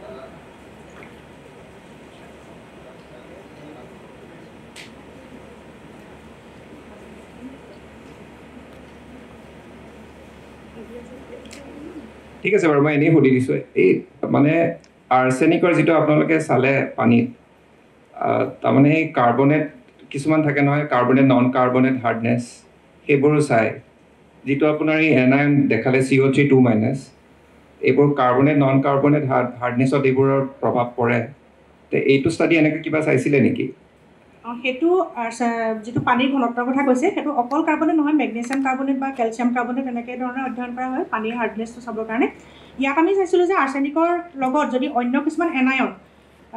থাকে, যেনেধৰণে কাৰ্বনেট পানীত থাকে যিহেতু, সেইখিনিয়ে আৰ্ছেনিকটো এবজৰ্পশ্যনৰ ক্ষেত্ৰত কিবা কম্পিটিশ্যন কৰে নেকি? যে মানে এবজৰ্পশ্যন যিখিনি ছাইট থাকে, এবজৰ্পশ্যন ধৰক আমি পলিমাৰ যিটো যৌগ লৈছিলোঁ তাৰ এবজৰ্পশ্যন ছাইটখিনি আৰ্ছেনিক শোষণ হোৱাৰ আগতে কাৰ্বনেট ফচফেট বা ছালফেটে আগতেই লৈ নেকি সেইখিনি জেগা, সেইটোহে আমি ইয়াত চাইছিলোঁ। আপুনি যিটো কথা কৈছে হাৰ্ডনেছৰ কথা, হাৰ্ডনেছৰ ক্ষেত্ৰত আমি মেগনেছিয়াম কাৰ্বনেট বা কেলছিয়াম কাৰ্বনেট পানীত কিমান আছে সেই পৰিমাণটো চাওঁ। আৰ্ছেনিকৰ দ্বাৰা একো সেইবোৰত প্ৰভাৱ নপৰে নহয় জানো? মই এনেই জানিব খুজিলোঁ কথাটো। কাৰ্বনেটে ইমান বেছি প্ৰভাৱ নেপেলায়। আৰু এনেই মই আৰু এটা প্ৰশ্ন মানে জানিব বিচাৰিলোঁ, আৰ্ছেনিকৰ যিটো আপুনি ফাৰ্ষ্ট শ্লাইডৰ যিটো টাইটেল দিছিলে কেঞ্চাৰৰ হেৰি পৰে, কেনেকুৱা ধৰণৰ কেঞ্চাৰবোৰ হ'ব পাৰে আৰ্ছেনিকৰ? মানে আৰ্ছেনিকৰ পৰা আমাৰ শৰীৰৰ বিভিন্ন অংগত কেঞ্চাৰ হ'ব পাৰে, মেইনলি আমাৰ ছালৰ স্কিন কেঞ্চাৰ, তাৰোপৰি ব্লেডাৰ, কিডনী, ব্ৰেইন, মানে শৰীৰৰ সকলো অংগতে আৰ্ছেনিকৰ মানে দ্বাৰা কেঞ্চাৰ হ'ব পাৰে, কিন্তু মেইনলি স্কিন, ব্লেডাৰ, কিডনী এইবোৰৰ কথা কোৱা হয়। আৰু এইবিলাক ক্লিনিকেলি ৰিপৰ্টেড। আমাৰ যিহেতু অসমৰ ক্ষেত্ৰত আমি দেখিছোঁ বহুত বেছি কেঞ্চাৰ ৰোগী বাঢ়িছে। ইয়াৰ যে কাৰণ আৰ্ছেনিকো নহয় সেইটো আমি নুই ক'ব নোৱাৰোঁ, কাৰণ আমাৰ অসমৰ পানীত বহুত বেছি আৰ্ছেনিক আছে আৰু আমি সাধাৰণ ৰাইজ এই বিষয়ে আমি ইমান সজাগ নহওঁ বা অৱগত নহওঁ। ঠিক আছে বাৰু, ধন্যবাদ। এতিয়া আমি ছেকেণ্ড আৰু কাৰোবাৰ কিবা প্ৰশ্ন আছে যদি সুধিব পাৰে এতিয়াও। নাই যদি আমি নেক্সট প্ৰেজেণ্টাৰলৈ আমি যাম। তেখেত ডক্টৰ বৃষ্টি দত্ত, TKD কলেজৰ পৰা। তেখেতক মই অনুৰোধ কৰিলোঁ তেওঁৰ প্ৰেজেণ্টেশ্যনটোৰ কাৰণে। কাজিৰঙা বিশ্ববিদ্যালয়ৰ উদ্যোগত আয়োজিত আজি বিশেষ আন্তঃৰাষ্ট্ৰীয় সন্মিলনৰ এই প্ৰথম কাৰিকৰী অধিৱেশনৰ পৰিচালক মহোদয় প্ৰমুখ্যে দুয়ো শ্ৰদ্ধাৰ মুখ্য বক্তাদ্বয় প্ৰমুখ্যে সুধীবৃন্দ সকলোকে শুভকামনা জনাইছোঁ আৰু আগবাঢ়িছোঁ আমাৰ প্ৰস্তুতকৰণলৈ, আমাৰ পত্ৰখনিলে। আমাৰ পত্ৰখনিৰ আমাৰ লগত সহযোগী হিচাপে আছে ডক্টৰ ৰিমলি বৰা। আমাৰ পত্ৰখনিৰ শিৰোনাম জৈৱ সূচক ব্যৱহাৰ কৰি নদীৰ পানীৰ প্ৰদূষণৰ স্তৰৰ অধ্যয়ন, এক পৰিস্থিতি অধ্যয়ন।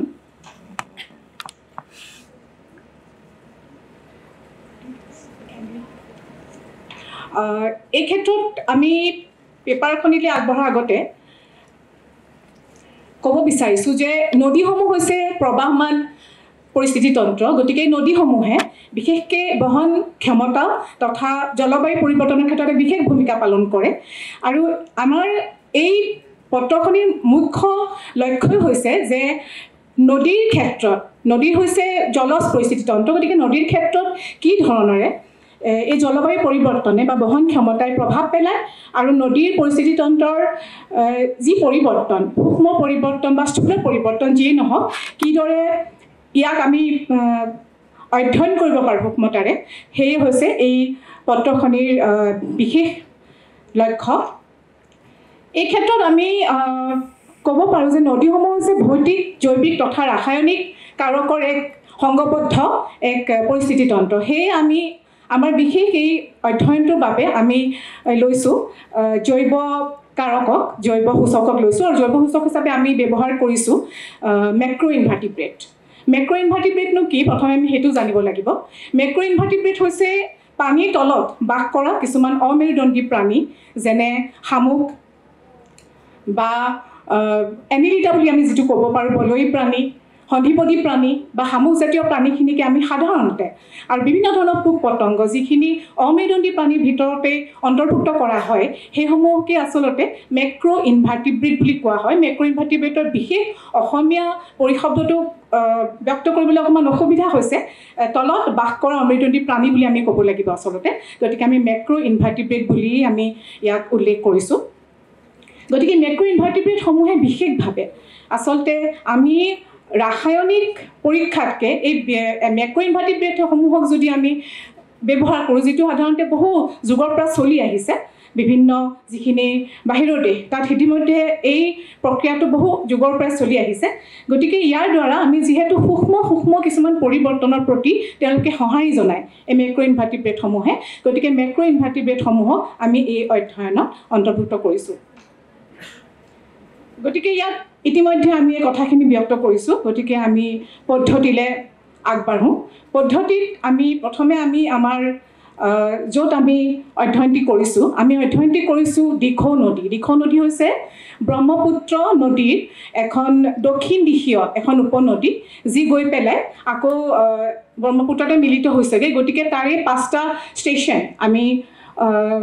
তাৰ কাৰণে নিৰ্বাচন কৰিছিলোঁ। 5টা ষ্টেচন ইয়াত ইতিমধ্যে দেখুওৱা হৈছে মানচিত্ৰখনি। এই শিৱসাগৰ জিলাৰ ভিতৰতে আমি আমাৰ অধ্যয়নটি সীমাবদ্ধ ৰাখিছিলোঁ। তাৰপাছত আমি মেক্ৰ' ইনভাৰ্টিব্ৰেট সংগ্ৰহ কৰিবৰ কাৰণে বিশেষ চাচ প্ৰট'কল যিটো ডিকেন্স আৰু গ্ৰাহামছে 2002 চনতে ইয়াক দিছিলে, আমাৰ আগত আগবঢ়াই দিছিলে। গতিকে তেওঁলোকৰ প্ৰট'কল বা বিধি অনুসৰণ কৰিয়ে আমি মেক্ৰ' ইনভাৰ্টিব্ৰেটসমূহ সংগ্ৰহ কৰিছিলোঁ। বিশেষ প্ৰক্ৰিয়াৰে চিনাক্তকৰণ কৰা হৈছিলে পৰীক্ষাগাৰ নি, আৰু তেওঁলোকক এই ইনভাৰ্টিব্ৰেটখিনিক আমি 70% ইথানলত তেওঁলোকক আমি সংৰক্ষণ কৰিছিলোঁ। তাৰ পাছতে আমি মেক্ৰ' ইনভাৰ্টিব্ৰেটসমূহ সংগ্ৰহ কৰাৰ পাছত বিশেষ বিধি অনুসৰণ কৰিছিলোঁ। কাৰণ আমি যেতিয়া জৈৱ নিৰীক্ষণ বা বায়' মনিটৰিং বুলি যিটো আমি শব্দ ইয়াত ব্যৱহাৰ কৰিছোঁ বা প্ৰয়োগ কৰিছোঁ, তাৰ বাবে বিভিন্ন ধৰণৰ পদ্ধতি অৱলম্বন কৰিব পাৰি। তাৰ ভিতৰত এটা হৈছে জৈৱ বৈজ্ঞানিক পানীৰ গুণমান সূচক, যিটো আমি বায়'লজিকেল ৱাটাৰ কোৱালিটি ক্ৰাইটেৰিয়া বুলি ক'ব পাৰোঁ। সেইটো হৈছে পানীৰ বিশেষ বা প্ৰকৃত পৰিৱেশ স্বাস্থ্য মূল্যায়ন কৰিবলৈ কেন্দ্ৰীয় প্ৰদূষণ নিয়ন্ত্ৰণ পৰিষদে, যিটো আমি CPCB বুলি কওঁ, 1999 চনত পানীৰ গুণমান মূল্যায়নৰ বাবে জৈৱ বৈজ্ঞানিক পানীৰ গুণমান সূচক হিচাপে নিৰ্ধাৰণ কৰিছিলে। এই প্ৰণালীটো পানীৰ গুণমানৰ সৈতে সম্পৰ্কিত বেন্থিক মেক্ৰ' ইনভাৰ্টিব্ৰেট, বেন্থিক মানে তলত বাস কৰা পৰিয়ালসমূহৰ চেপ্ৰবিক মান আৰু বৈচিত্ৰ্যৰ ওপৰত আধাৰিত। চেপ্ৰবিক মানটোক আমি চেপ্ৰবিক স্ক'ৰ বুলি ক'ম আৰু বৈচিত্ৰ্যটো আমি বায়'ডাইভাৰ্চিটি বুলি ক'ম। চেপ্ৰবিক স্ক'ৰ গণনা কৰিবলৈ প্ৰতিটো টেকশ্যন মানে হৈছে মেক্ৰ' ইনভাৰ্টিব্ৰেটখিনিৰ প্ৰতিটো গোত্ৰ বা প্ৰতিটো ভাগৰ প্ৰাচুৰ্য, সেই টেকশ্যনৰ জৈৱ দূষণ মানে হৈছে প্ৰতিটো মেক্ৰ' ইনভাৰ্টিব্ৰেটৰ জৈৱিক প্ৰদূষণৰ প্ৰতি সঁহাৰি জনোৱা কিছুমান সূচক থাকে। কিছুমান খুব বেছি পৰিমাণে চেঞ্চিটিভ হয়, কিছুমান খুব বেছি পৰিমাণে ইনচেঞ্চিটিভ হয়। গতিকে তেওঁলোকৰ সেইটোক আমি জৈৱ দূষণ বুলি ক'ব পাৰোঁ। গতিকে জৈৱ দূষণৰ প্ৰতি সহনশীলতা, যিটোক আমি টলাৰেঞ্চ লেভেল বুলি ক'ব পাৰোঁ, বা চেপ্ৰবিক মানৰ সৈতে পূৰণ কৰিব লাগিব। তাৰপিছত সেই গুণফল আমি যোগ কৰি সেই যোগফলক আমি মুঠতে কিমানখিনি টেকশ্যন বা মুঠতে কিমানখিনি গোটৰ মেক্ৰ' ইনভাৰ্টিব্ৰেট তাত পাইছিলোঁ। যদি 13টা পাইছিলোঁ 13ৰে,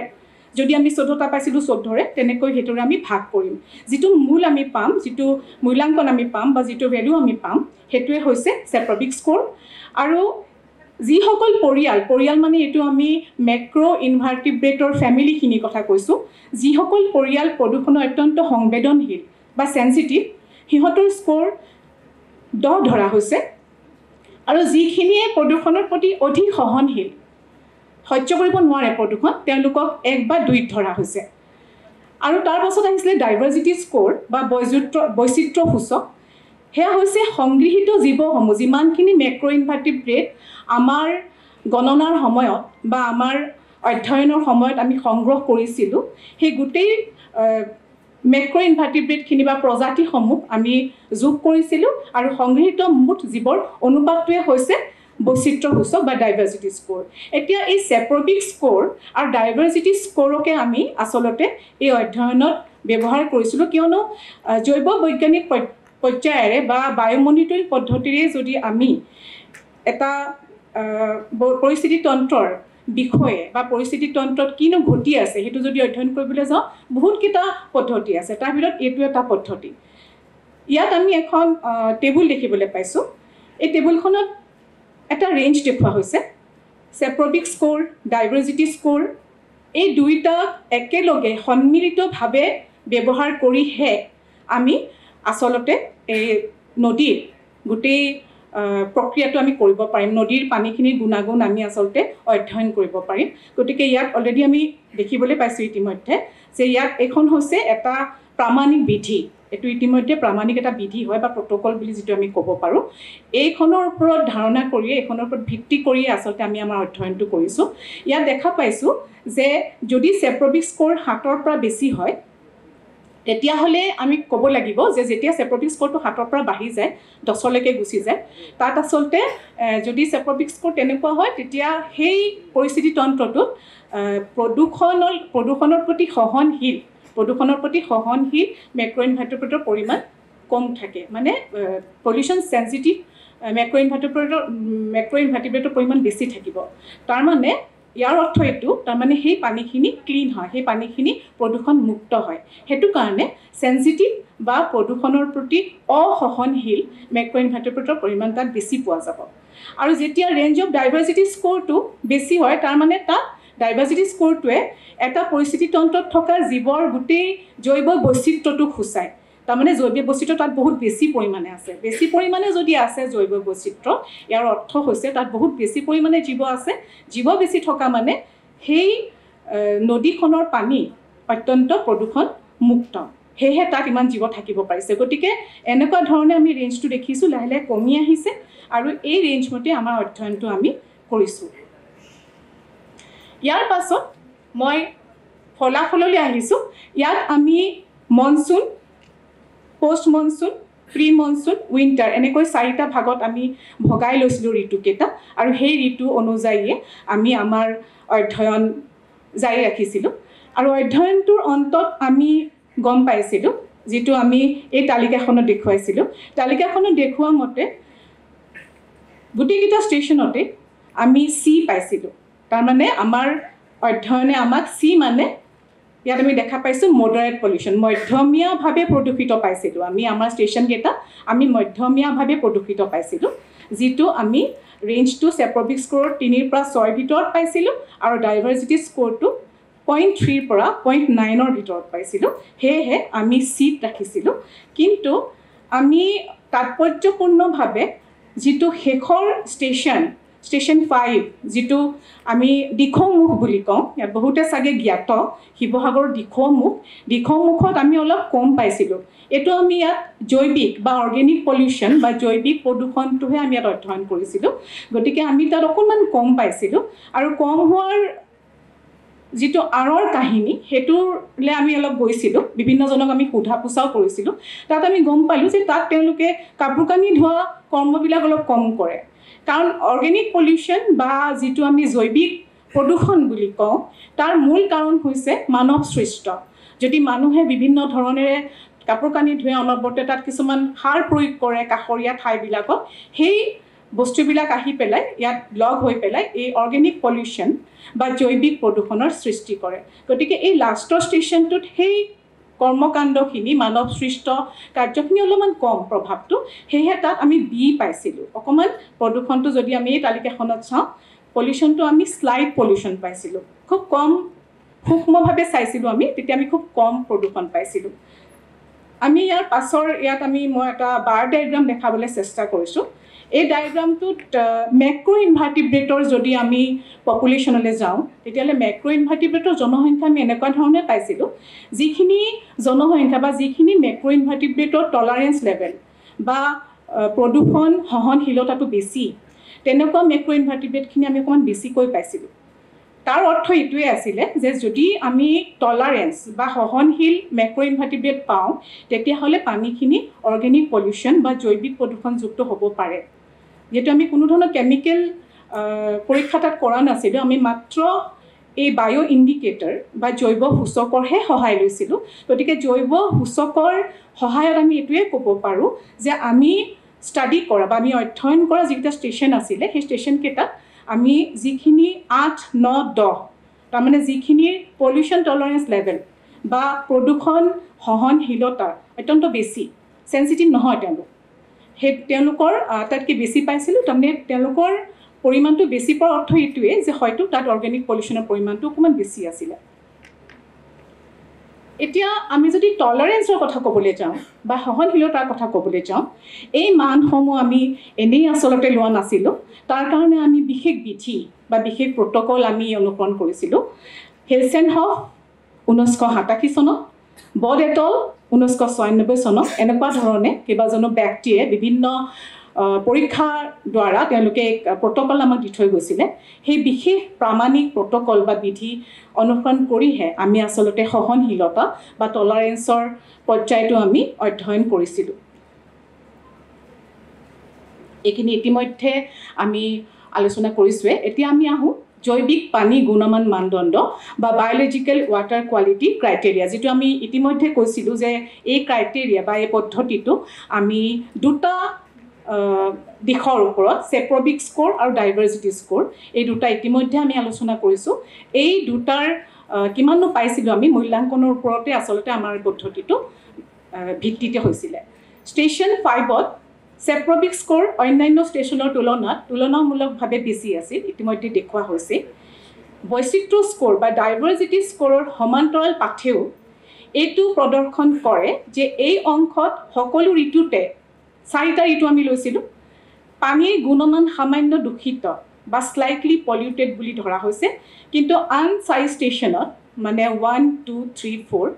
এই 4 ষ্টেচনত পানীৰ গুণমান মধ্যমীয়াভাৱে দূষিত বা মডাৰেটলি পলিউটেড বুলি আমি ক'ব পাৰোঁ মনচুন ঋতু যিটো ইতিমধ্যে চলি আছে জুলাই আগষ্ট এইখিনি মনচুন ঋতু ষ্টেচন 2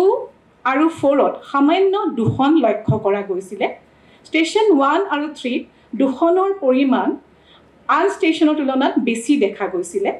যাৰ কাৰণ বিভিন্ন মানৱ সৃষ্ট কাৰ্যকলাপ যিটো আমি এন্থ্ৰপ'জেনিক ফেক্টৰ্ছ বুলি কওঁ আৰু স্থানীয় ভূমি ব্যৱহাৰ হ'ব পাৰে কাৰণ স্থানীয় ভূমিত আমি দেখিছিলোঁ যিটো ষ্টেচন 3 তাত যেতিয়া পূজা হয় পূজাৰ দুৰ্গা আইৰ যিটো মূৰ্তি একদম বছৰ বছৰ ধৰি তাত পেলোৱা হয় সেইখিনি আছে ক্ষমা কৰিব মেম আপুনি আৰু পাৰে যদি 2-1 মিনিট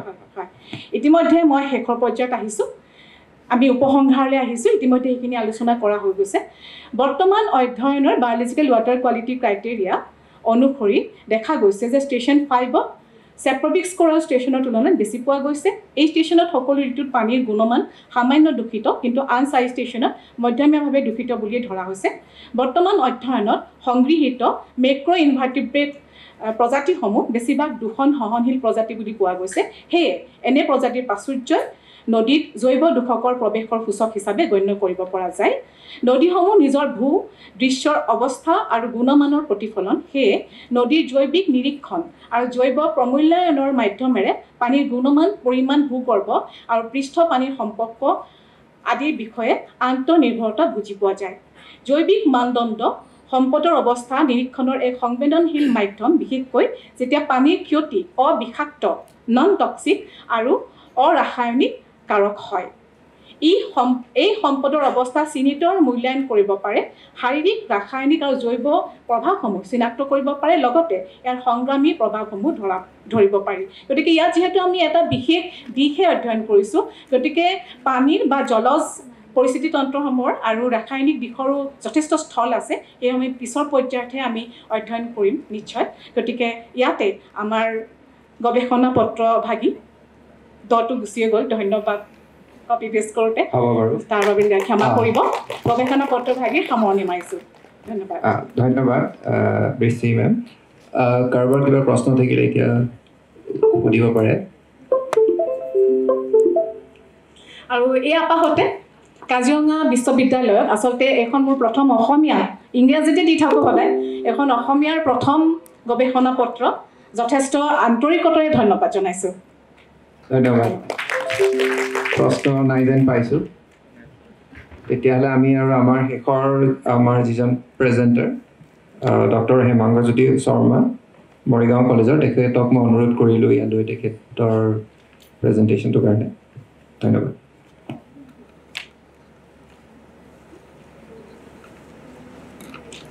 ফাংচনেল থিয়ৰী এনেকৈ ব্যৱহাৰ কৰিছোঁ আৰু শেষত থাৰ্মো ইলেক্ট্ৰিক এপ্লিকেশ্যন তাৰ কেনেকৈ হৈছে আমি সেইখিনি বুজিব চেষ্টা কৰিম আৰম্ভণিতে আমি সকলোৱে জানো যে বৰ্তমান সময়ত বিশ্বৰ শক্তিৰ চাহিদা বহুত পৰিমাণে বৃদ্ধি পাই গৈছে তাৰ ভিতৰত জনসংখ্যা বৃদ্ধি দ্ৰুত উদ্যোগীকৰণ আৰু আধুনিকৰণৰ মান প্ৰমূল্য কৰিব পাৰি আৰু আমি ইতিমধ্যে জানো যে যিটো আমাৰ পৰম্পৰাগত শক্তি জীৱাশ্ম ইন্ধনে হওক বা বেলেগ কিবাই হওক সেইখিনি আৰু আমাৰ ষ্টক লাহে লাহে আমাৰ কমি কমি গৈ আছে এনেস্থলত আমি কিছুমান বিকল্প শক্তিৰ ব্যৱহাৰ কৰিব লাগিব তাৰ ভিতৰত থাৰ্মো ইলেক্ট্ৰিক শক্তি সৌৰ শক্তি বতাহ শক্তি বায়ু শক্তি হাইড্ৰজেন ইন্ধন আদি মূলতঃ ইতিমধ্যে হাইড্ৰজেন ইন্ধনৰ বিষয়ে বহুতে কেইবাজন বক্তাই কৈ থৈ গৈছিলে আমি আজি এই বক্তব্যত থাৰ্মো ইলেক্ট্ৰিক এনাৰ্জি অৰ্থাৎ তাপ বিদ্যুৎ শক্তিৰ বিষয়ে মানে আলোচনা কৰিব গৈ আছোঁ থাৰ্মো ইলেক্ট্ৰিক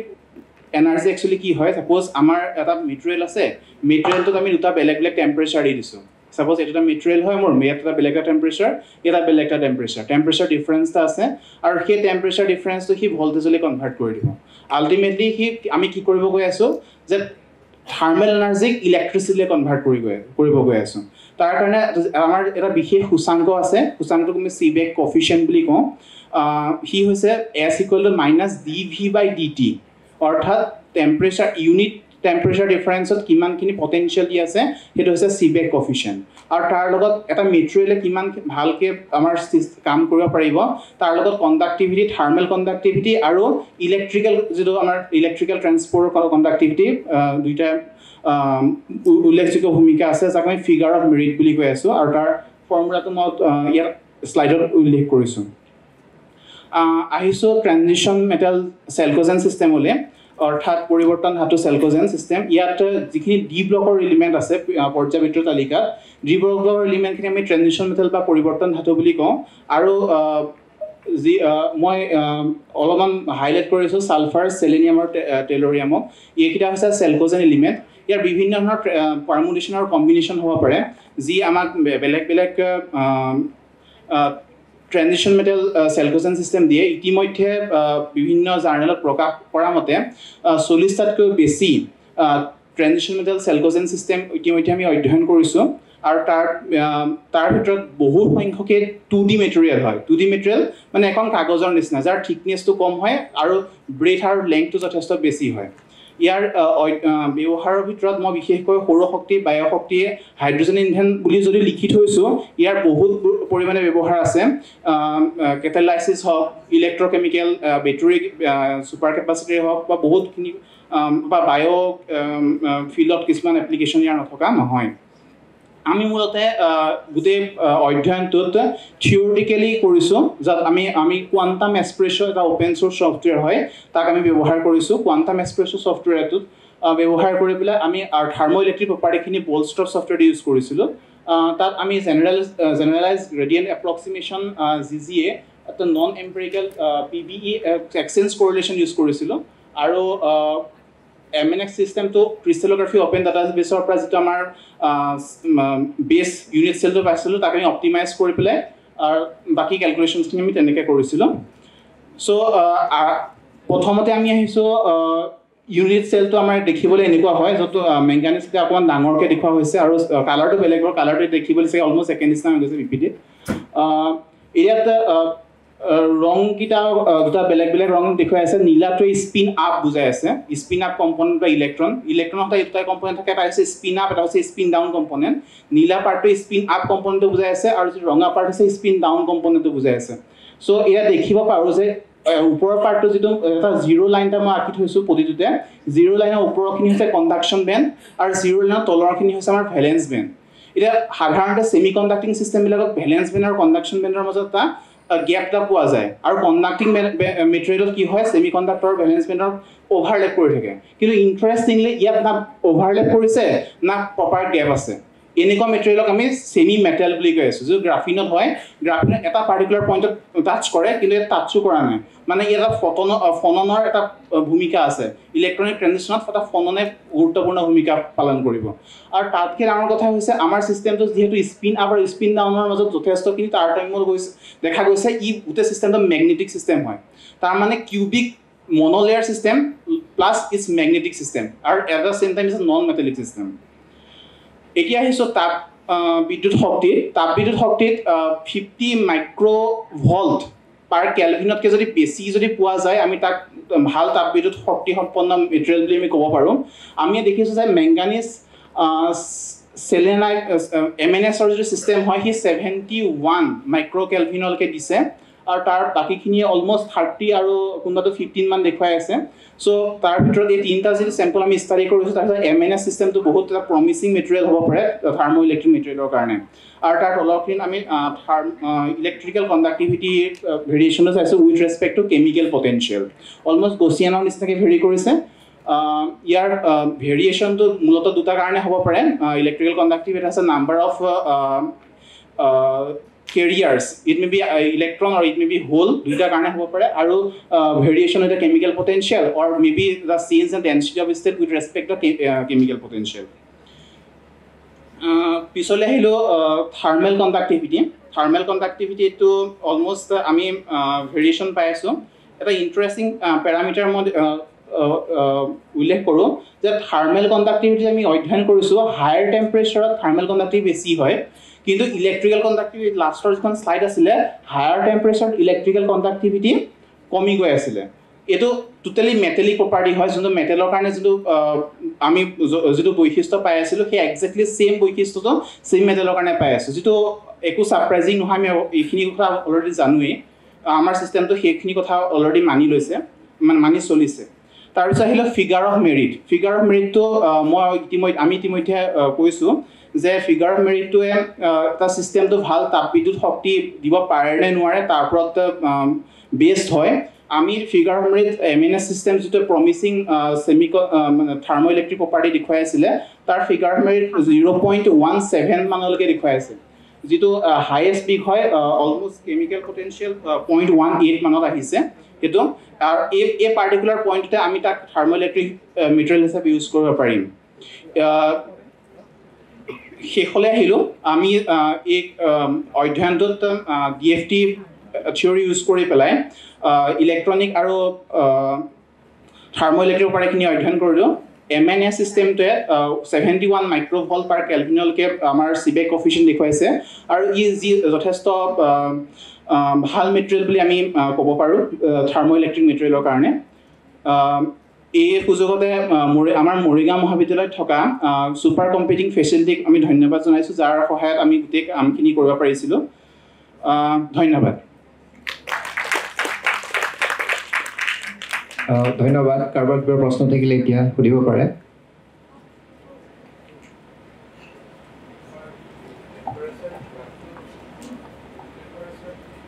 ৰুম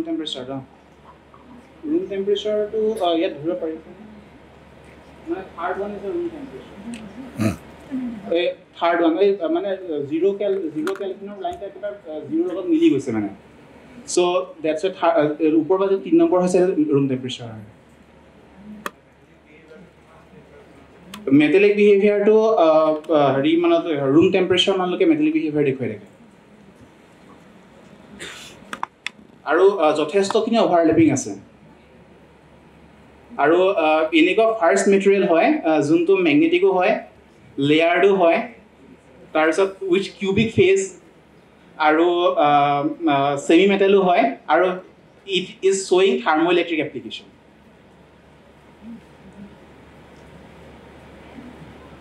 ইয়াত আপুনি সামৰণি কনক্লুজন শ্লাইডখন ইনক্লুড নকৰিলে নেকি কৰিছিলোঁ এইখন আচ্ছা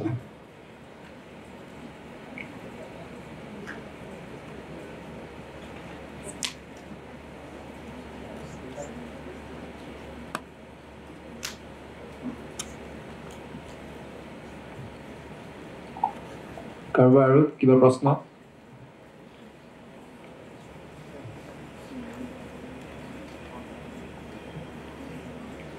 ঠিক আছে বাৰু থেংক ইউ